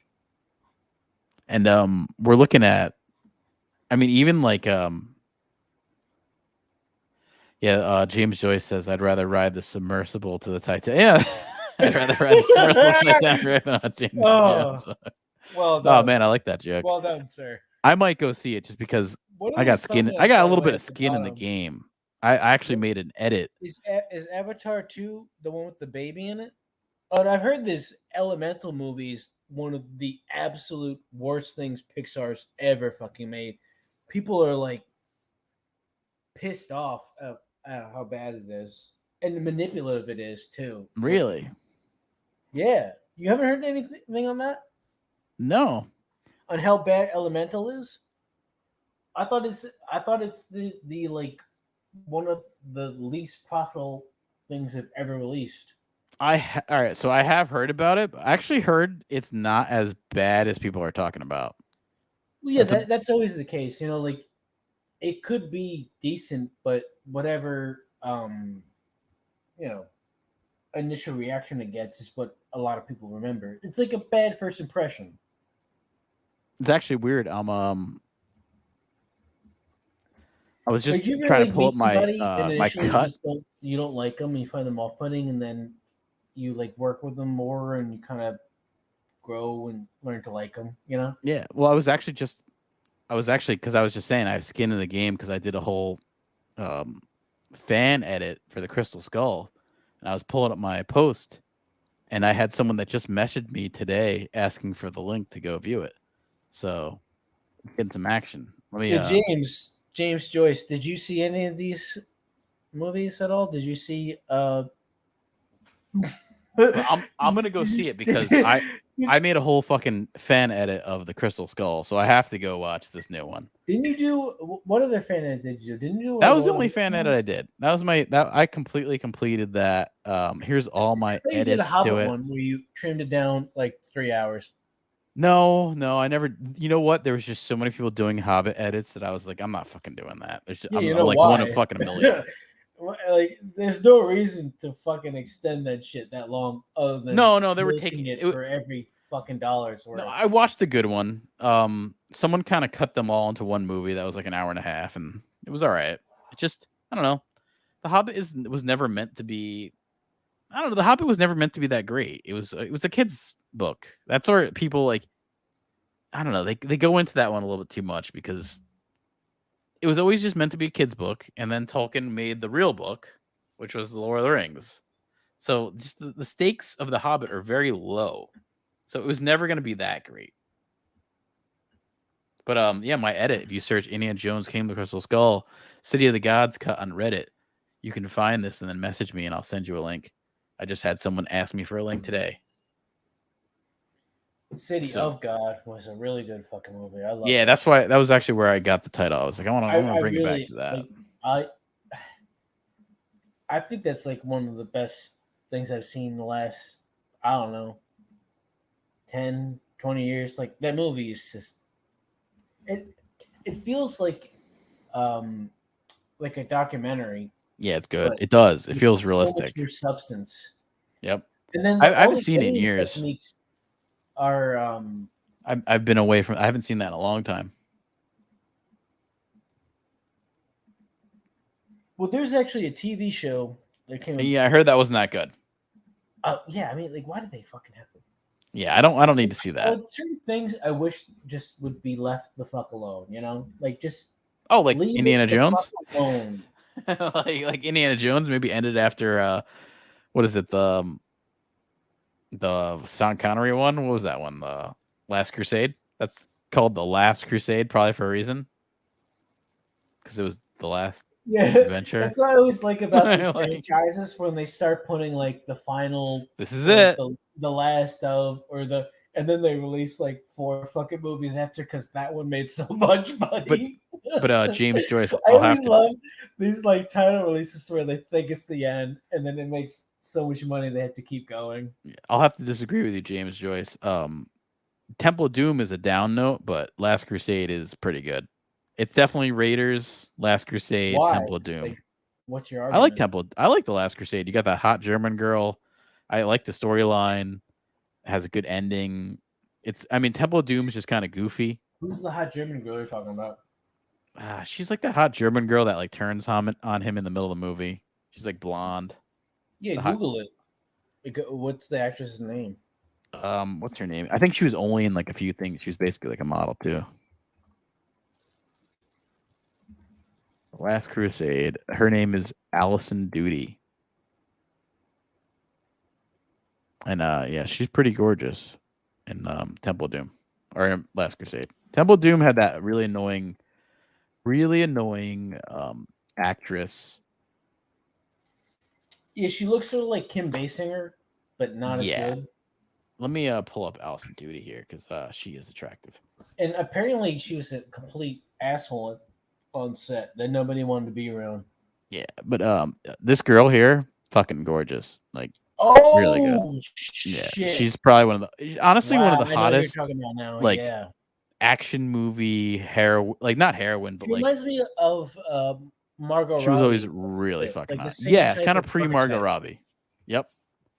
Yeah, I totally agree. And then also Let's- kind of had that it's German funny, like, vibe. Remember how you said like you know, there's connections to film stuff, like far as you know, what's money's made. There's also connections to like film stuff in the same way sports is like there'll be like a running back like Priest Holmes on Kansas City from however long ago, and you'll get that same archetype now for like 2-3 years. You know what I mean? Oh yeah. Like there's weird cycles when you've been doing and covering sports for this long, where it's like you get like a Jamal Lewis or like a Ray Rice or Jamal Charles, you know? Like Austin Eckler right now is what Jamal Charles was 5-10 years ago with the Chiefs. You know what I mean by that? Yep. Oh yeah. And then I see this by James Joyce. Take heart. A lot of these woke franchises are failing miserably. Lightheart failure. Elemental. Colossal failure. She-Hulk, one of the worst stream shows ever. I'm actually going to get into that a little bit into the stream. Like, we're going to this talk about Elemental all movie this actually. is the biggest woke It's a big failure, man. they've ever had. Well, and I mean, this, I almost this want to might switch be over. the turning point where they realize, okay, maybe it's time we stop like sinking the stock and Right. try and rebuild this shit. Because let me finish this Indiana Jones shit, and I'm going to get right to that because that is going to come up. That's going to come up. All this, that's going to come up here. Let me present this. Oh, that's a good point. She-Hulk was But even this terrible. Indiana Jones is only set to make about $68 to $95 million, and then I'm even hearing it's even lower. It's going to probably just make about $60 million, which is pretty bad when you look at what Crystal Skull made. We're looking at Crystal Skull. Crystal Skull, the opening weekend, made about, let's see here, the box office. It made about over $100 million. So it didn't do that bad. And comparatively, that you're going to have a movie that only makes $60 million in this day and age, where back then movie tickets were only $7 a ticket. This is 2008. Right now, movie tickets are averaging about $11. So pretty much with this movie being worth a $300 million budget, plus the $150 marketing that went into it, plus, you know, you never know, it's probably even more than that. You're looking at like an $850 to $900 million break even point. That's where you can break even. So you need this movie to make $1 billion, and it's looking like it won't, because even Crystal Skull, which had a better opening weekend, it didn't even hit 800 million. It didn't even hit it. So will this movie hit 800 million? Probably fucking not. It's pretty bad. And even so, it's like, it seems like a big part of it is that I think it's Phoebe Waller-Bridge, who's like the lead, like the female character. You know, like I think that was just a terrible choice. Like even someone that would maybe make more money for you, like I don't know, like a Jennifer Lawrence or something, or somebody like that. Maybe like Scarlett Johansson. I mean, if she was younger, it would work a little better, but something like that. Well, Margot Robbie. She seems to be printing cash. You know, something like that would be great. But yeah, it does not seem to be opening very well. And I mean, I'm going to check it out. I kind of almost want to give money to Asteroid City and then just sneak into Indy 5, but I might do that. We'll see. But you bring up a good point here, Joyce. James Joyce, great writer, classic writer right there. These woke failures, and Disney is losing fucking billions, and we're just talking about the last fucking year. This is like the craziest thing. I was like looking into this. So just movies alone, they've lost 890 million. So basically $1 billion lost on just their movies. That's only 8 movies. So some of the ones you've talked about have come up. So we're talking about Strange World, Lightyear, Wakanda Forever, Black Panther, Love and Thunder, Ant-Man, Quantumanium, and then Guardians of the Galaxy, which wasn't bad. That was actually pretty good. Then we're talking about Little Mermaid and Elemental. And like Indiana Jones, the break-even point for Little Mermaid is about $800 fucking million.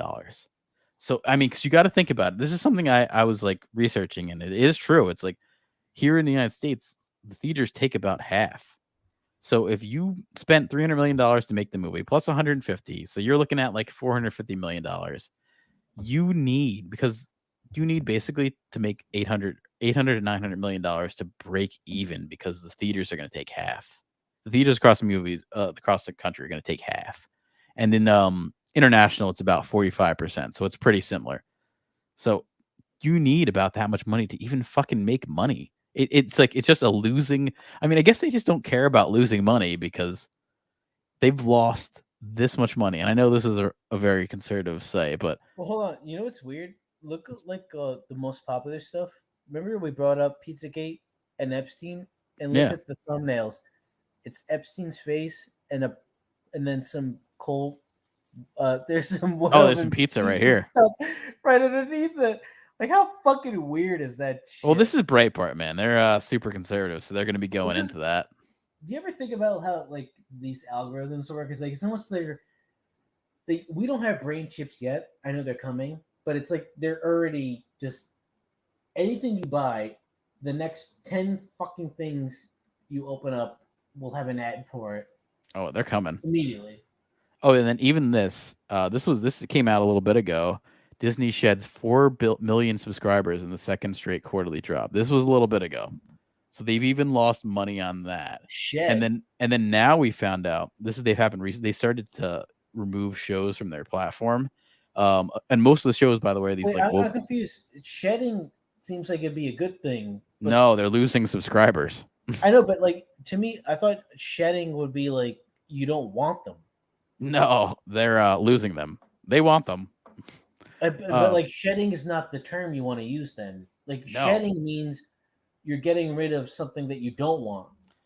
Yeah, and then also, so what they did lately was they took off some of these shows that didn't work. The loss into a good thing is like they've lost all these people that they wanted to keep, but they say they're shedding them even though they didn't want to lose them. Yeah. So they've recently pulled all this content. They've a lot of it is like their woke stuff, like Willow that had a very like LGBT theme shit and just stuff that's not working. Their identity politics.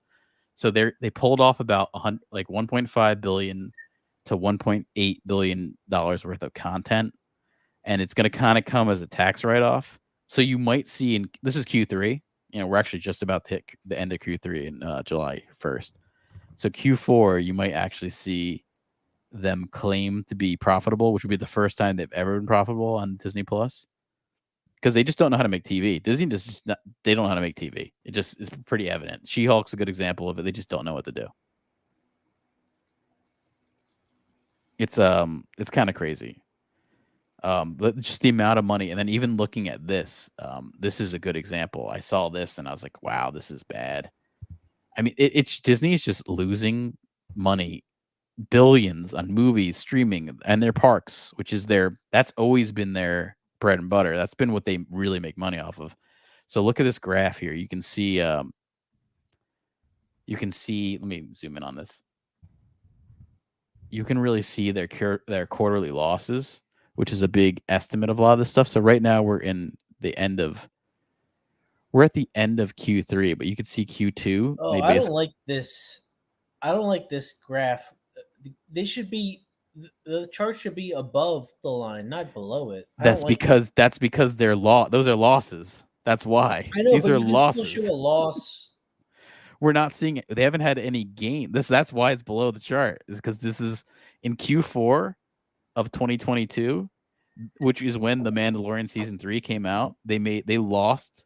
This is 1.5 billion. They're sinking stock. There's no fucking way they would continue to do this for this amount of time without some purpose or agenda. There's no fucking way.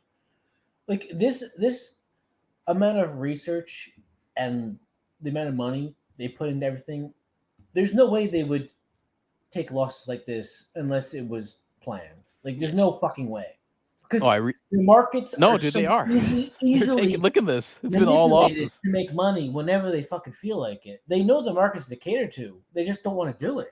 No, they don't, and that's where you start to wonder: are they sinking the stock just so they can have a boom later? I think they are. I really fucking like. It's to the point where I kind of want to buy some Disney stock. You know? I mean, when you see this, I mean, I wish I bought it in Q4 of 2022 because look at how bad that was. They lost 1.5 billion. Well, it shows it's a long play. It's not like, oh, what's up, James Joyce? Yeah, he says I've actually heard about this guy James Carrick, and I'm like on the fence with this woke / non-woke stuff because even I heard that Jennifer Lawrence movie that came out was actually pretty good, but just because it's Jennifer Lawrence, got some pretty intense nude scenes in that. I heard she's got full frontal, but because it's Jennifer Lawrence, they're like, oh, it's woke. But it's dark. It's like on a beach in the middle of the night. So and I also think everyone's quick. Everyone is a little quick to throw out that woke term. Sometimes you'll hear it thrown out, and then you'll actually watch the film, and you're like, there was some of it, but not like so much. Like, but at the same time, it's like woke from like now the Spider-Verse, like 5 years from now to like back then, like 10 years ago. Like the term is different from every single context you try and apply it to. You know, like woke 10 years ago is different from woke now to like what it's gonna be. Oh yeah, well, dude, woke 10 years ago is I would take that any day of the week. It's just now it's like fucking crazy, you know. But look at this. I mean, look at these numbers. Look at how much they're losing. It's just shocking to look at this. I mean, I understand the 2020 numbers. I think we don't even need to go into that. But the 2022 numbers just look fucking awful. You know, and it's just been a constant downturn. And then even the bigger one here, this is where they actually hits them the most, is the parks. The parks is officially losing popularity, and people are actually going to Universal. Universal's the first time ever has really been cutting into that market of the parks. I think a lot of this is because of the Harry Potter world they have there, which is supposed to be pretty good. There you go. Here's a clip of it. It's actually supposed to be like pretty well done. I think even what's her name went to Disney to ask, like they wanted to do it first because I guess she owns the rights, so she could have gave it to Disney, and they were like, "Oh, we want to take over and do what we want." And she was like, "No, I'm not letting you guys do what you want. I want to do my idea." And they're like, "Nah, we don't want to do that." And so then she sold it to Universal, and now it's like making them all this money, like because Disney. Because I mean, look at their Star Wars universe. You know, they have a whole Star Wars park at Disney that doesn't have anything to do with the old movies. It's all just about the new movies that no one cares about. Like, is that stupid or what? Like, that's stupid. You know, people love those old movies. I don't even like as a business point. I don't even get it. Sometimes I just don't understand what they're doing. Well, that's where I think there's shit going on. Well, it's an ego thing too. If something feels like it doesn't make sense at face value to happen, it's because there's a reason for it. Like it's to distract from something else going on that's connected to it. You know, like I don't think they're knowingly failing, given how much money they have and research to literally hire people to make sure they never fail ever again. Yep. You know what I mean? Like they have the resources to study markets and study like the entire history of every release ever made, comparable to everything that's ever been done, and create like strategies to never have that happen again. They're willingly choosing this to happen. I mean, you have to question that because other than how do you have 8 movies that completely all are just fucking failures with what looks like Indiana Jones will be the next 9th? It's happening by chance. This is like and then purposely constructed Marvel's strategy will be the 10th. That we all think is the common idiot. Oh, like they're failing, they're fucking up. But no, it's like they want you to think that. Yeah, because they're too big to fail. Because they could always fail for a little bit and then make money later. Like that's how the stock thing, the squeeze feels like that. I would like make bets that I had no confidence in, just because the payout structure would be so advantageous. You know what I mean? Like I would be putting like $20 bets to make 100 or 5 all over the place, because who gives a shit at that point? Like, Yeah. you're just playing with, resources that you can expend. Like, it's all expendable. It doesn't really matter. Yeah. And I like this So comment by when you James think about it Joyce. in that way, the reason they're doing it is It's questionable. way beyond. It's like insider It's what trading. we don't know. It feels like, Yeah. it really does feel like they're just. feels like it could cheating be. on stocks. It does. I mean, this is true. What James Joyce says, Disney's got a lot of problems, massive rising prices. Do you know that if you had a 4-person family to go to Disney is about like $1,000 for one day, just to go to one park, having to use your cell phone for virtual rides, no interest in the movies. I mean, we talked about that. That's 8 of the past movies, 8, and it's going to be 9, and then it's going to be 10 with the Marvels. 10 movies that have been failures. And I mean, we already know it's going to be Indiana Jones. We already know it's going to be the Marvels. That's not even a question. It's going to be. Universal's eating that profit. I mean, it's true. I mean, also Universal gears a little bit towards older people. I know they have a Halloween thing we have a Six Flags here that has kind of like a Halloween, I think it's called Fright Fest. Yeah. But I know Universal does something similar that like people really like down there, and it's supposed to be even better. So, do you remember that? And I think you have to be 18 to even get in. Would do like a version of Fright Fest that was even more intense. Yeah. Rifkin Farms, I think it was. Yeah. And you might have had to be a certain age. I to went even through go that there. shit, and I like literally like there were certain points where I thought I was having a heart attack. Like they would fucking go all out and fuck your shit up. That is, there's just it is because of all these problems. You definitely start to question: is this a stock squeeze? Is what they would call. Hey, James, you got a lot of knowledge of this, man. We're gonna stream. Maybe you're from? Are you from Florida, James Joyce? Are you from Florida? On Friday, and we're gonna stream next Tuesday and stuff too. If you want to be involved, because you seem to like have a lot of information. I don't know why you're so involved in this shit. I mean, he's West Coast. I like to see how movies succeed and fail. Like something about it is interesting to me. West Coast. You're not in the belly of beast of being budget in California, to marketing to franchise. Are you in the belly of the beast in Hollywood over there? Hopefully not. What's the traffic like? Is it really that fucked up and bad, or does it just get kind of? I don't think we know. I don't know. He might be in. He's West Coast. He could be Pacific West. He could be anything. Okay, I travel. He's California, Washington State. Okay, all right. Well, I've heard Washington State is cool. We take like 30 minutes, what normally would take 5 to 10 minutes, and it just seems horrible to me, like day to day to have to deal with. I wouldn't even want to have a car at that point. No, I've heard bad things. Also, I mean, I heard about this with people we know from this area. They used to live in Queens. You'll know this person, Barbarolo.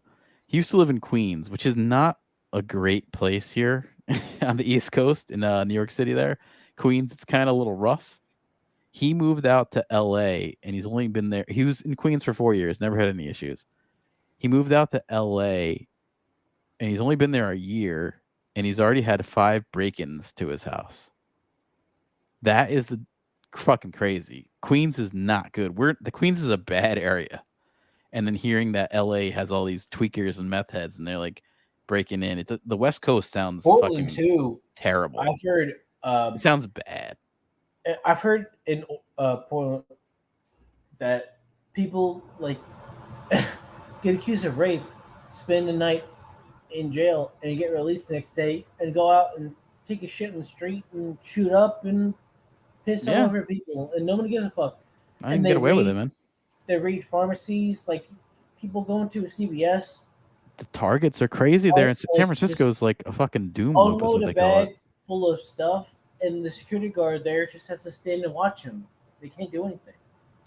Yeah, man, San Diego. And also, it used to hear so much cool stuff about it, and then I've heard the same thing. San Diego used to take me 45 minutes to get to the freeway. Not exaggerating, the on-ramp has red light traffic control starting at 3 p.m. 45 minutes just to merge onto the freeway. Oh man, that's fucking ugh.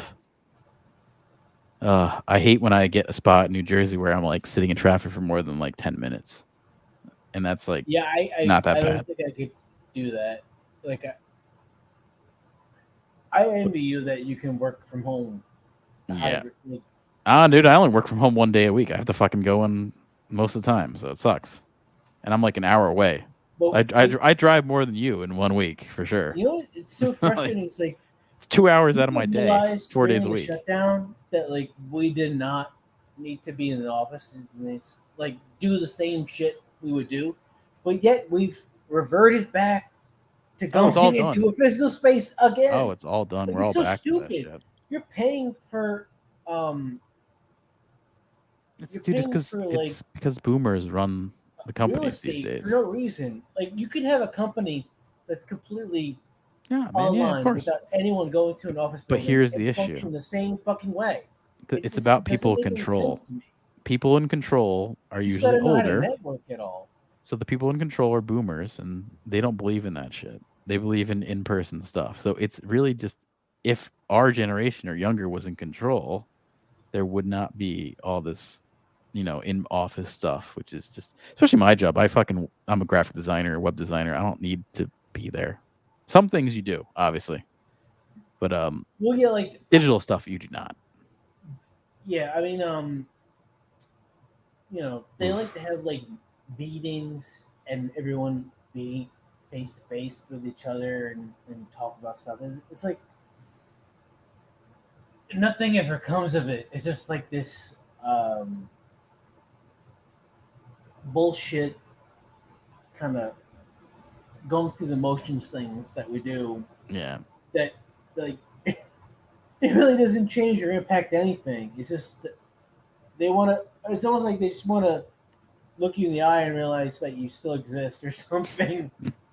Well, this is crazy. Downtown San Diego from James is 20 minutes away, but you have to plan out 2 hours out like ahead, just to at least 1.5 hours in advance. But yeah, you know what? that's fucked up, man. I guess it's a compromise because you're only probably 15 minutes away from going to Tijuana and seeing like a donkey show, seeing like some sad woman have sex with a donkey.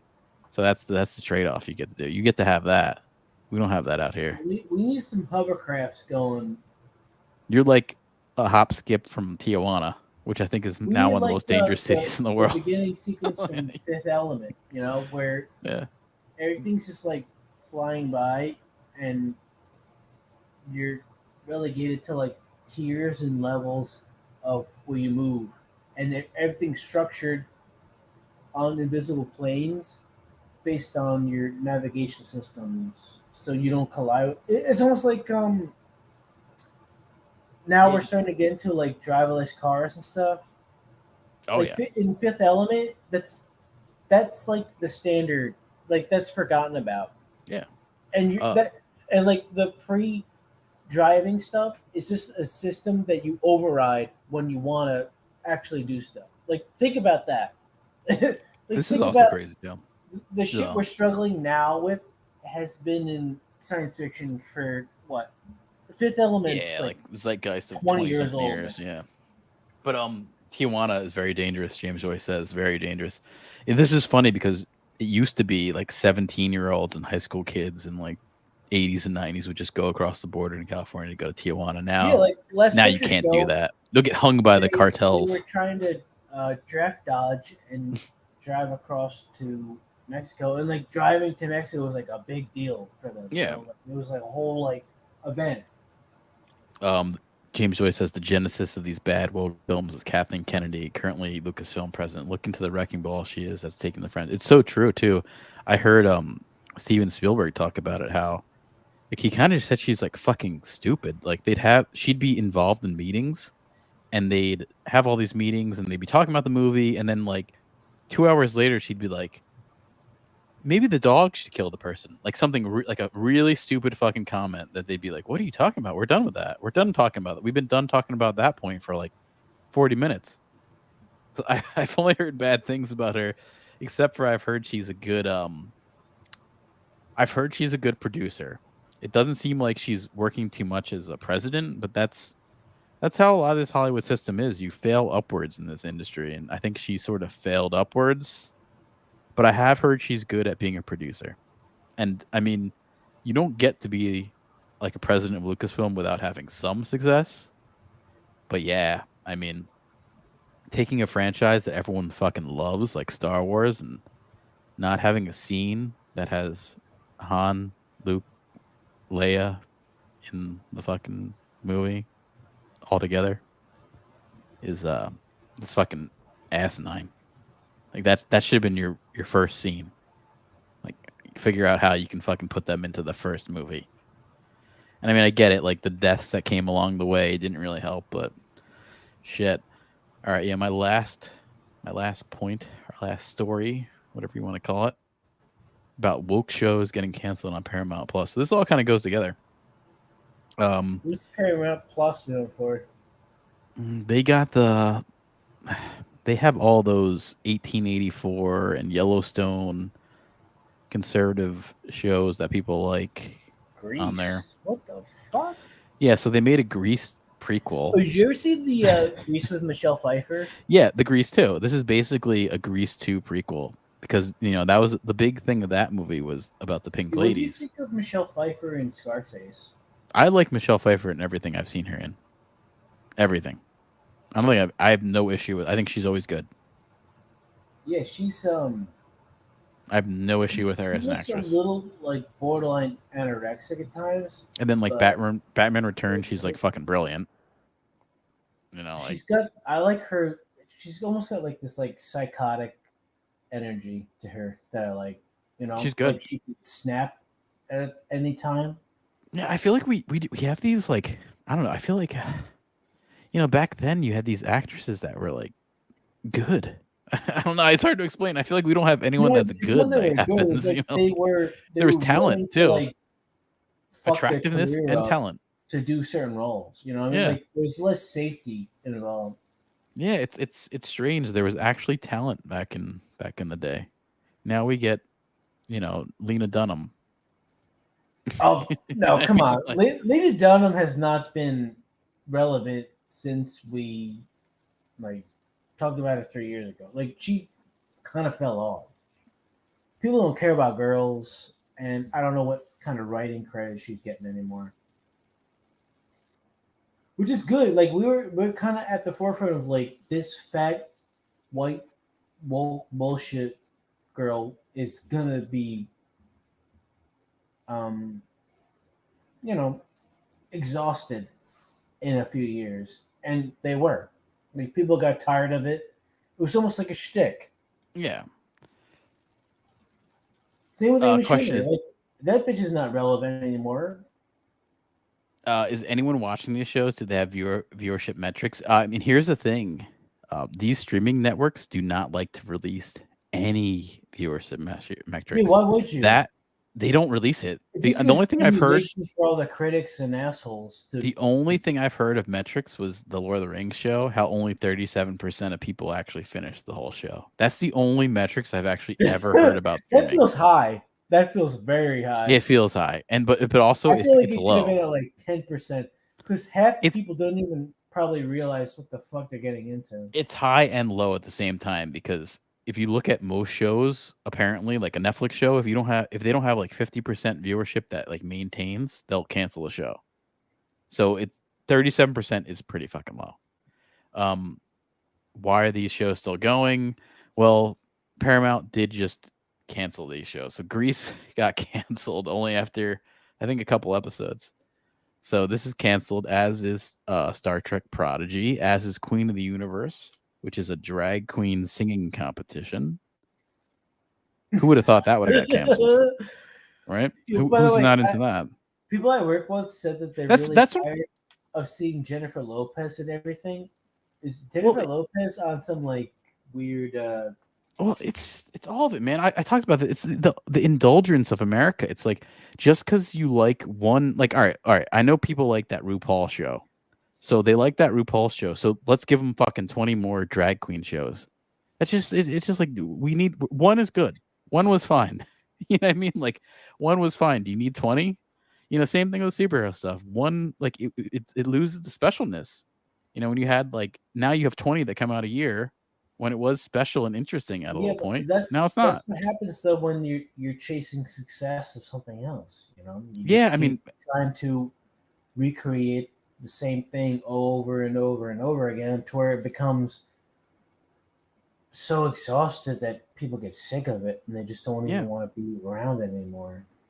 and this Grease show, which was apparently about it mostly dealt with is a prequel about queer and anti-racist storylines. So you couldn't tell that a Hollywood writing group came up with that. It sounds like a made-for-TV Lifetime movie. Also, we were talking about ratios. This trailer got fucking ratioed. Look at this. It's got only wow, this is really bad. It only has 360 likes to 5.4 thousand dislikes. That's a shit. that if you're gonna talk about a ratio, that's a pretty bad ratio. That one's up there.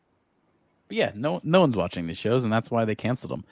And then even the creator. Play it. Can we play it? Or... We can play it, but it's gonna be some musical shit. You're gonna not like this. This is the word that you heard. Yeah. Grease is the word.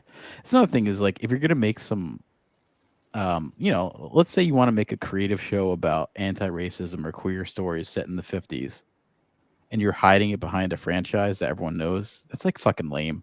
Tell like a good story and then maybe people will actually like your show. I agree. Like like maybe people will actually like it. Get out of the shadow of what is gonna make money. Like do something original that's gonna actually impact people and have them connect to it. Yeah, and you know what? Even myself, I was like thinking about it. I'll critique myself of what we've been doing lately, but there are indie films that are out there, and like a lot of people complain about the Hollywood system, but you can go watch indie films. They do exist. Yeah, but you got to go to like when we saw. You got to search for it a little bit in that little theater in Princeton, or when we saw Napoleon Dynamite. Or I mean, a lot of times nowadays. You gotta go to these like little theaters that only house 50 people max, and see it on a shitty screen that is not a real legit, movie experience. I like this quote. I'd rather watch Sam Smith sing Unholy 1,000 times than watch that garbage. Did you see him with his nipple, his like pepperoni tits on that Unholy song?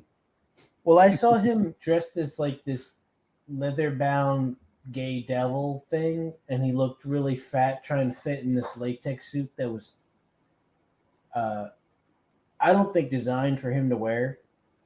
I mean, I saw this I don't know if this is the same video, but I remember someone clipped this out and I was he's got like a corset on with his like man tits out.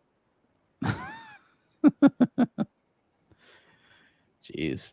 You know what sucks about him? Oh my god! Yeah, it's like I think he's like going. It's like he's beyond gay at this point. He wants to like really go into that. He's like next level gay. Worse version of Lil Nas X. Oh yeah, and you know what is Lil Nas X is like in decent shape and can wear a corset. And you know what I'll say about him? Fit in it. I'll give him a compliment. I do think he has a good voice. I don't think he's a bad singer. I think he's a good singer. I think people are just bored of like his standard stuff, and now he's got to do all this weird, psycho fago shit to get attention. Yeah, like I think he used to be like he would be like a singer for like acoustic or piano type music, and then he went hardcore into this because it creates an identity that was popular with pop culture. Well, I think just people lost interest in his, normal regular stuff, and he's got to like create all this extra shit to stay relevant. That's the problem. Yeah, I think that Harry Styles guy was bored of his like Mike Bublé singing Christmas songs type of crap, right? And I think like Harry Styles was kind of doing that, like kind of he was gender bending stuff. Then he took it to a different level. That shitty horror movie, which I saw, it was so fucking bad. He took it to the corset and he took it to the corset and pepperoni tits level. The movie is like a perfect example of some like psychological thriller that tries to He's got be pasty just on his way nipples. more interesting than they can handle. Like the first half is okay, and the middle point, the director or writers realize like, fuck, we don't know how to end this, and it just drags on for so long. Yeah. Oh yeah, so that about covers everything there. James Joyce, you got any streaming stuff you do, or any links to your Twitter or anything to follow? what's your 'Cause we Twitter definitely handle? can follow. I mean, I know you're a famous writer that you've written Ulysses, you written Finnegan's Wake. That's probably one of the most famous books of all time. You always see it on Jeopardy all the time. Finnegan's Wake. Well, speaking of Jeopardy, Ryan Seacrest is the new Wheel of Fortune host. Yeah, you should start going on here. You could link up with us here. But if you've written Finnegan's Wake, that's one of the best. Irish writer James Joyce joining our stuff today. He's back from the dead. He only died in 1941, so resurrected. I see that Spirits of Irishin or whatever the fuck it is. Banshees of Inisherin. Yeah, It was good. It was good, man. I mean, I think I myself have to really start watching more indie film and talking about indie film. But you know what? You were talking about indie. No, it's not. But dude, compared to the big Hollywood system, it kind of is. You know, that's a European-made movie. That movie got nominated for Oscars. Yeah, but it wasn't. Yeah, but it wasn't like a big $100 million movie. You know, like it was made for. I don't know. I'm gonna look it up. It's probably Euro. No, the guy who did that is an established director at this point. It was made for like $20 million. That's like he did In Bruges, Seven Psychopaths. Yeah, but dude, we're talking plays. This is not like some no-name. But here's the thing: that was made for $20 million when Indiana Jones was made for $350 million plus $150 million marketing budget. So we're talking like you gotta be night like and day. nauseous thinking about that when somebody compared to that in that movie and they tell you the metrics.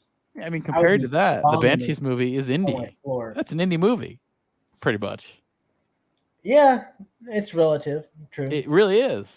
I mean, even that. I mean, we got $20K in Disney stock, so we're bumping it up, man. But yeah, $30K. Yeah, after can we play that Titanic clip again? Oh, I could play. I gotta play this clip, man. Can you ham bone? What's that?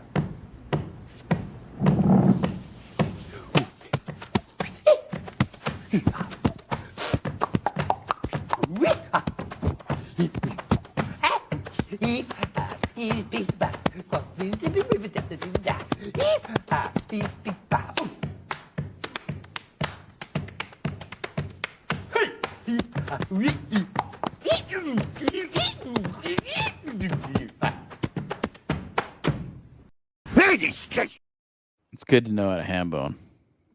But yeah, here's this clip. 250 bands on this submarine. I'm finna go explore Atlantis in this submarine. I'm about to go and see some shit niggas never seen. James I'm Cameron's about to go gonna explore sue us. Titanic in this submarine. You got PlayStations, TV screen, submarine. You think this is real hair? 250 bands for this submarine. My drip different, nigga. I'm a ball under the sea. I want the Black Little Mermaid. It looks like a wig. I'm in the kitchen like I'm SpongeBob. Oh, definitely a wig. It's like it's cute, I'm like on the wig. dome like Sandy Cheeks. I'm in the submarine. I'm about to go explore the 7 seas. I'm smoking famous cookie in the submarine. Submarine got 20-inch display, 2K on the screen. Submarine brought the whole team. Niggas living the dream. And if we die, at least we died on this submarine. 250 bands. 2K. Finna go explore Atlantis in this submarine. I'm about to go and see some shit niggas never seen. I'm about to go explore Titanic in the submarine. Submarine got PlayStations, TV screen. Submarine got everything original. Finding Nemo. You know what I was just thinking about? Is there anything even like what is so interesting about going to see the Titanic wreckage?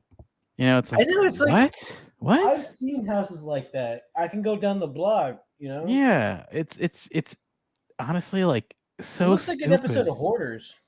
Yeah, it's just like I don't even get.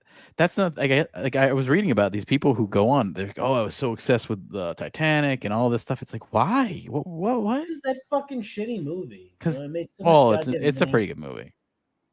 It's not a good movie. I think half of it is. Half of that movie is good, man. Half of that movie is good. That's why it made money. Well, half that movie appealed to a male audience, half that movie appealed to a female audience, and that's why it's brilliant. It's brilliant. You know, you had the romance story, which could pull in the 13-year-old girls, There needs to be like a and you had an action scene for the last half the movie. How the fuck that movie did so well? Because I don't get it. Yeah, so much of travel is overrated. It is true. It's like travel in general it's like there's a big hassle to it, and then it's like you're expected to like everything along the way. It's a interesting thing. We're going on a road trip in a little bit to Salem. Didn't you say you were driving down mountains with your brakes locked up? Going Oh down yeah, that was terrifying. Fucking just like terrifying. Hydroplaning. Yeah, and there was a fucking boulder in wheelers behind you. I would never want to. No, it wasn't that bad. We were luckily like there were some cars, but we weren't like it wasn't congested.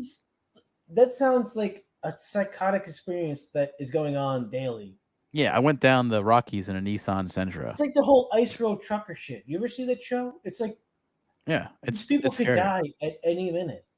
Yeah, and we had to luckily there was not a lot of cars, but one lane was completely blocked off by a boulder. Like a boulder that was the size of a fucking Corolla. Ice, that entire truck is under. And if you don't jump out before it submerges, you're fucking dead. Oh yeah, it was April, but the top of the mountain in the Rockies was all snowing. Like it was snowing up there. So it was like you were dealing with snow at the top. And it was scary. Like a nightmare. I mean, I remember I pulled off, like we were at Vail, which is it's a famous ski resort in Colorado. It looks really crazy. It almost looks like you're in Switzerland, that town of Vail. Really nice. And we pulled off there, and I had to look on the map to see how fucking far away are we from exiting these mountains, because I'm fucking terrified. So, but luckily we're only 10 minutes away. You just had to go up a mountain. People that live there should be riding rams in the middle of the snow and be dwarves or humans that have domesticated rams that they can ride. Yeah, but with Vail, it's you had to just go over one big mountain. And then when at the top of the mountain, you're coming down, you can see the desert. And then I was like, oh, thank God. It's after the mountains, there's desert. That was kind of cool. It's you're in the fucking winter mountains, and then you leave into a desert. It's such a weird thing. Up in Arizona, it's so weird. It goes from 90 degrees to freezing in the middle of the night. Yeah. Oh, and then even when one spot we were in, I think it was Arizona, and there was a little mountains. You go up a mountain, it wasn't too bad, but it was raining. And the clouds were stuck on that mountain. So it was raining on that mountain, but as soon as you went over the mountain, the cloud wasn't there. The cloud was stuck on the top of the mountain. It was weird. That was a cool spot. All the people were pulling over to the side, and I was I told Doug no, we're fucking not pulling over to the side. We're just going through this. So they just they pulled over the side, just stuck in the cloud, and we went through that cloud. Yeah, I mean, fucking America's crazy. We saw some crazy shit. We were in Kansas, kind of a tornado kind of thing was happening. Yeah, it was crazy. Kansas into Colorado was kind of weird. Colorado's go grab him, go bars. No, but Colorado's a weird state. It has everything. It has desert. It has mountains. It has a lot of wilderness. I mean, it has no beach type shit, obviously, but it has all these different beach. Yeah. I don't get the whole draw of the beach. It's just dirty water and dirt. Yeah, well, that's because we're in New Jersey. I think beaches are nicer in other places. I mean, I like rivers and lakes, but what do you like about them? Well, I don't chase. Here's the thing: walking back to your car. I don't chase waterfalls. I only go to the rivers and the lakes that I'm used to. Oh God. No, I like the kayak, so I like rivers and lakes. By the way, T-Boz from TLC, it's really hot. I always thought she was really underrated, and she's a really good singer too. Well, she knows about that property of you don't want to chase those waterfalls. But yeah, T-Boz, she had sickle cell anemia, so they couldn't tour anymore. Yeah, but I do like the kayak. I like the kayak. She had a nice, really smoky, kind of deep voice. Yeah. Every time I go kayaking, everyone's fishing. I'm the only one not fishing. I have my fishing license, but I don't really use it. I've never used it. I just want to listen to TLC now. Thanks for implementing that. I'm gonna go play No Scrubs for the next 10 hours. Yeah. That's the one that's not Beyonce, right? That's the other type Beyonce band. No, you're thinking of Destiny's Child. Well, so basically, I mean, I kind of confuse all these with Salt and Pepper, Destiny's Child, and TLC. They all kind of fall into the same. Salt and Pepper had They fall in the same block for me. I forget if it Salt was and Pepper is Pepper, earliest. but the short-haired girl with dark hair looked like Halle Berry a little bit. She was really fucking good. I gotta find our name. Are you talking about? I think Salt was the. You're probably talking one about Peppa with right? braids, and Peppa was the one with short black hair. Yeah, it's that Salt, had yeah. the Halle Berry look going on, and Spinderella was the DJ who was really good looking too. These are the before times, man. These are the before times. No, people know Spinderella. Well, people know Push It. People know Push It, and that's about it. Yeah, they know Push It. Yeah. Yeah. But I think we've pushed it long enough. We've hit the 2-hour mark, so I think we got to call it a day. We'll be back on Friday. James Joyce, you should definitely join on Friday or whenever you're available. We do Friday and Tuesday nights. Yeah. If you're available, that'd be cool. It's Around cool 8:30. You and Mixoplex are always good to have on to our stuff here.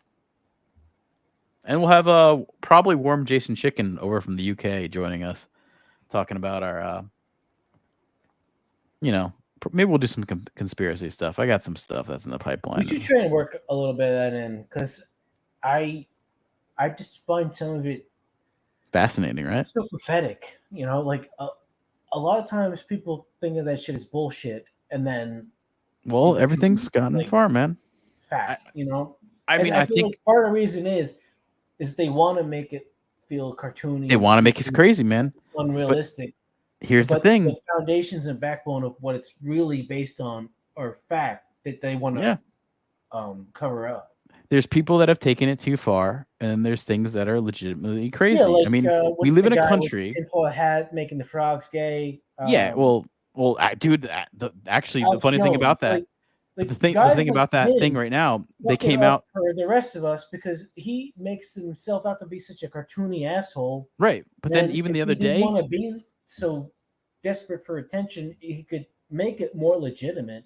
But here's the crazy thing: even the other day, they found out that there's a pesticide that does make frogs gay.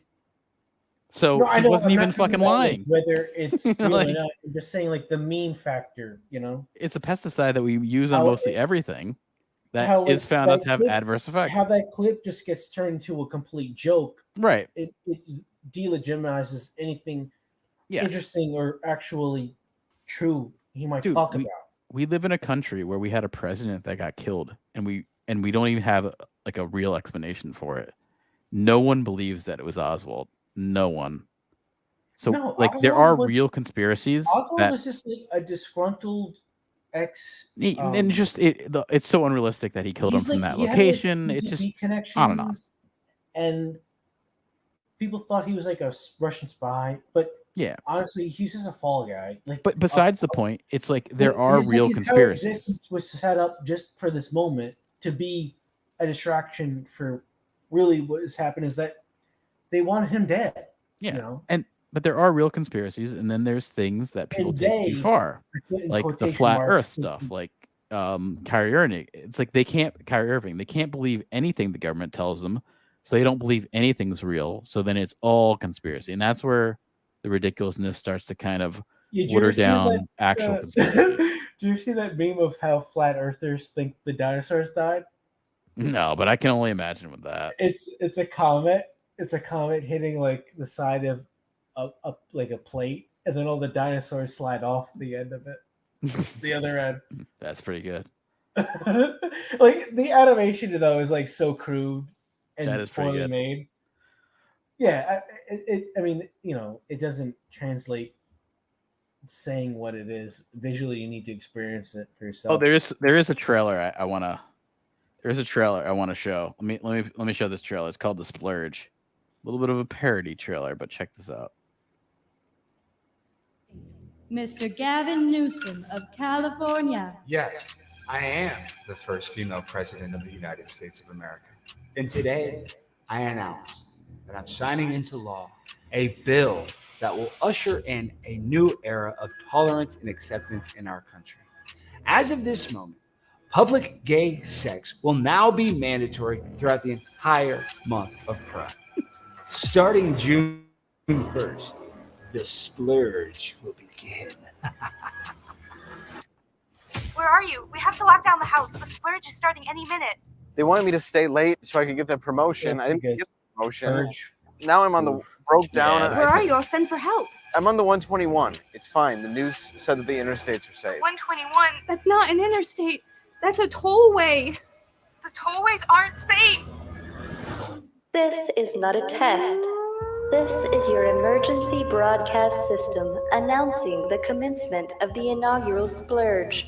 For the next 30 days, same-sex intercourse is mandatory in all public places. We thank you all for doing your part to support diversity and inclusion.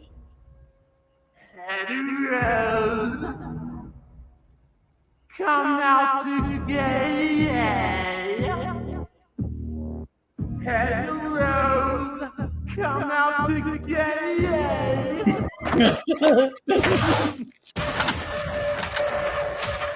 Wow, this is actually pretty well done. Yeah, this is a new show called Normal World. They're like making fun of a lot of stuff. This guy's funny comedian David Landau.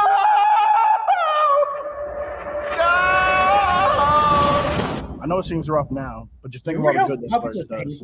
There's less violence, less oppression, and all it costs us is a month. I don't know, man. Oh, what'd you say? Paintball, like how crazy people were for paintball. Oh yeah, I mean, if they'd be crazy for the splurge. Something doesn't feel right.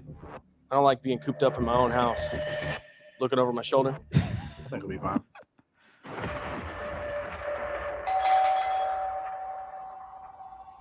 Do not let them in. Get off my property. But I thought you said you were an ally. I am an ally. We're just not participating in the splurge this year. But the splurge is a festival of inclusion, and we want to include you. I will not open the door. Oh, that's what you think. We're gonna come around back, and then we're gonna come inside, and then we're gonna come everywhere. That's a little on the nose, don't you think? What do you want me to say? I don't know. You could say, get ready to swallow our pride. Why are you still here? You know, that's a good question, Craig. I just, Bro, dude, now everyone knows I'm Craig. I had to rethink it, and I have a family, and I don't want to do this. So I'm gonna put down this penis thing, and I'm gonna go. How? I don't want to do it. Well, I'm not Craig, and the two of us are gonna come in there, and we're gonna come every. Yeah, I mean, I think they're supposed to be kind of like the Droogs. They got the Droog outfit, kind of.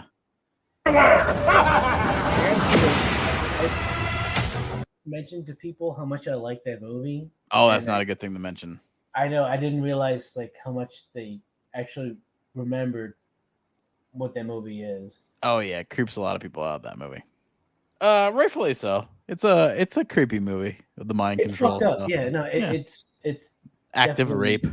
Yeah, more than once. Rape and murder is kind of There's like the one with the woman with the cock statue, and there's the one where he's singing in the rain as they break into the paraplegic writer's house. But, the old in out and out. yeah, I gotta piss so bad. I gotta go. Yeah, let me just finish off this show, and then I'm probably gonna end things.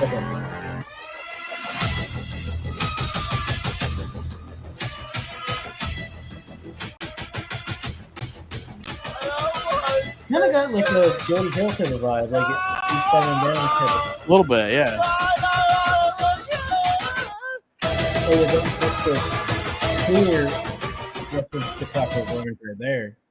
By the way, yeah, exactly. I think they're definitely going that. But by the way, this the guy who plays Gavin Newsom is a really funny comedian, Alex Stein.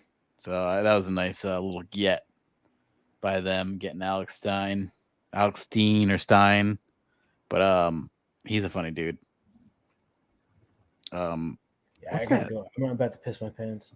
Okay, all right. Well, I'm heading out too. So later, y'all. Okay. Check us out on Twitter, Wizard_Shack. We're on YouTube at WizardShack.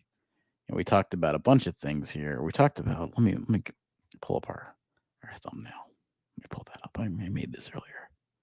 We talked about a lot of things, but we talked about Indiana Jones, Gal Gadot, and Woke Hollywood. We talked about the Pink Lady show being canceled, amongst others.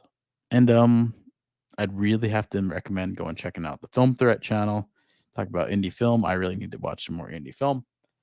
Mixoplex on Twitch is a funny dude. Same with James Joyce on YouTube. Great guys to have around. Love you guys. That was funny as hell. I love to have someone chiming in, and every single comment you made was actually fucking hilarious. So nice to riff off of that. Always fun. Yeah, we're just trying to chill. None of this stuff really is effective. We're just trying to have some streams. We've always had a channel for a while, so it's nice to just keep things going and keep things fun. But yeah, see you guys until next week. And I know Red Letter Media has a new video on Temple Doom, so go check that out as well. See you guys.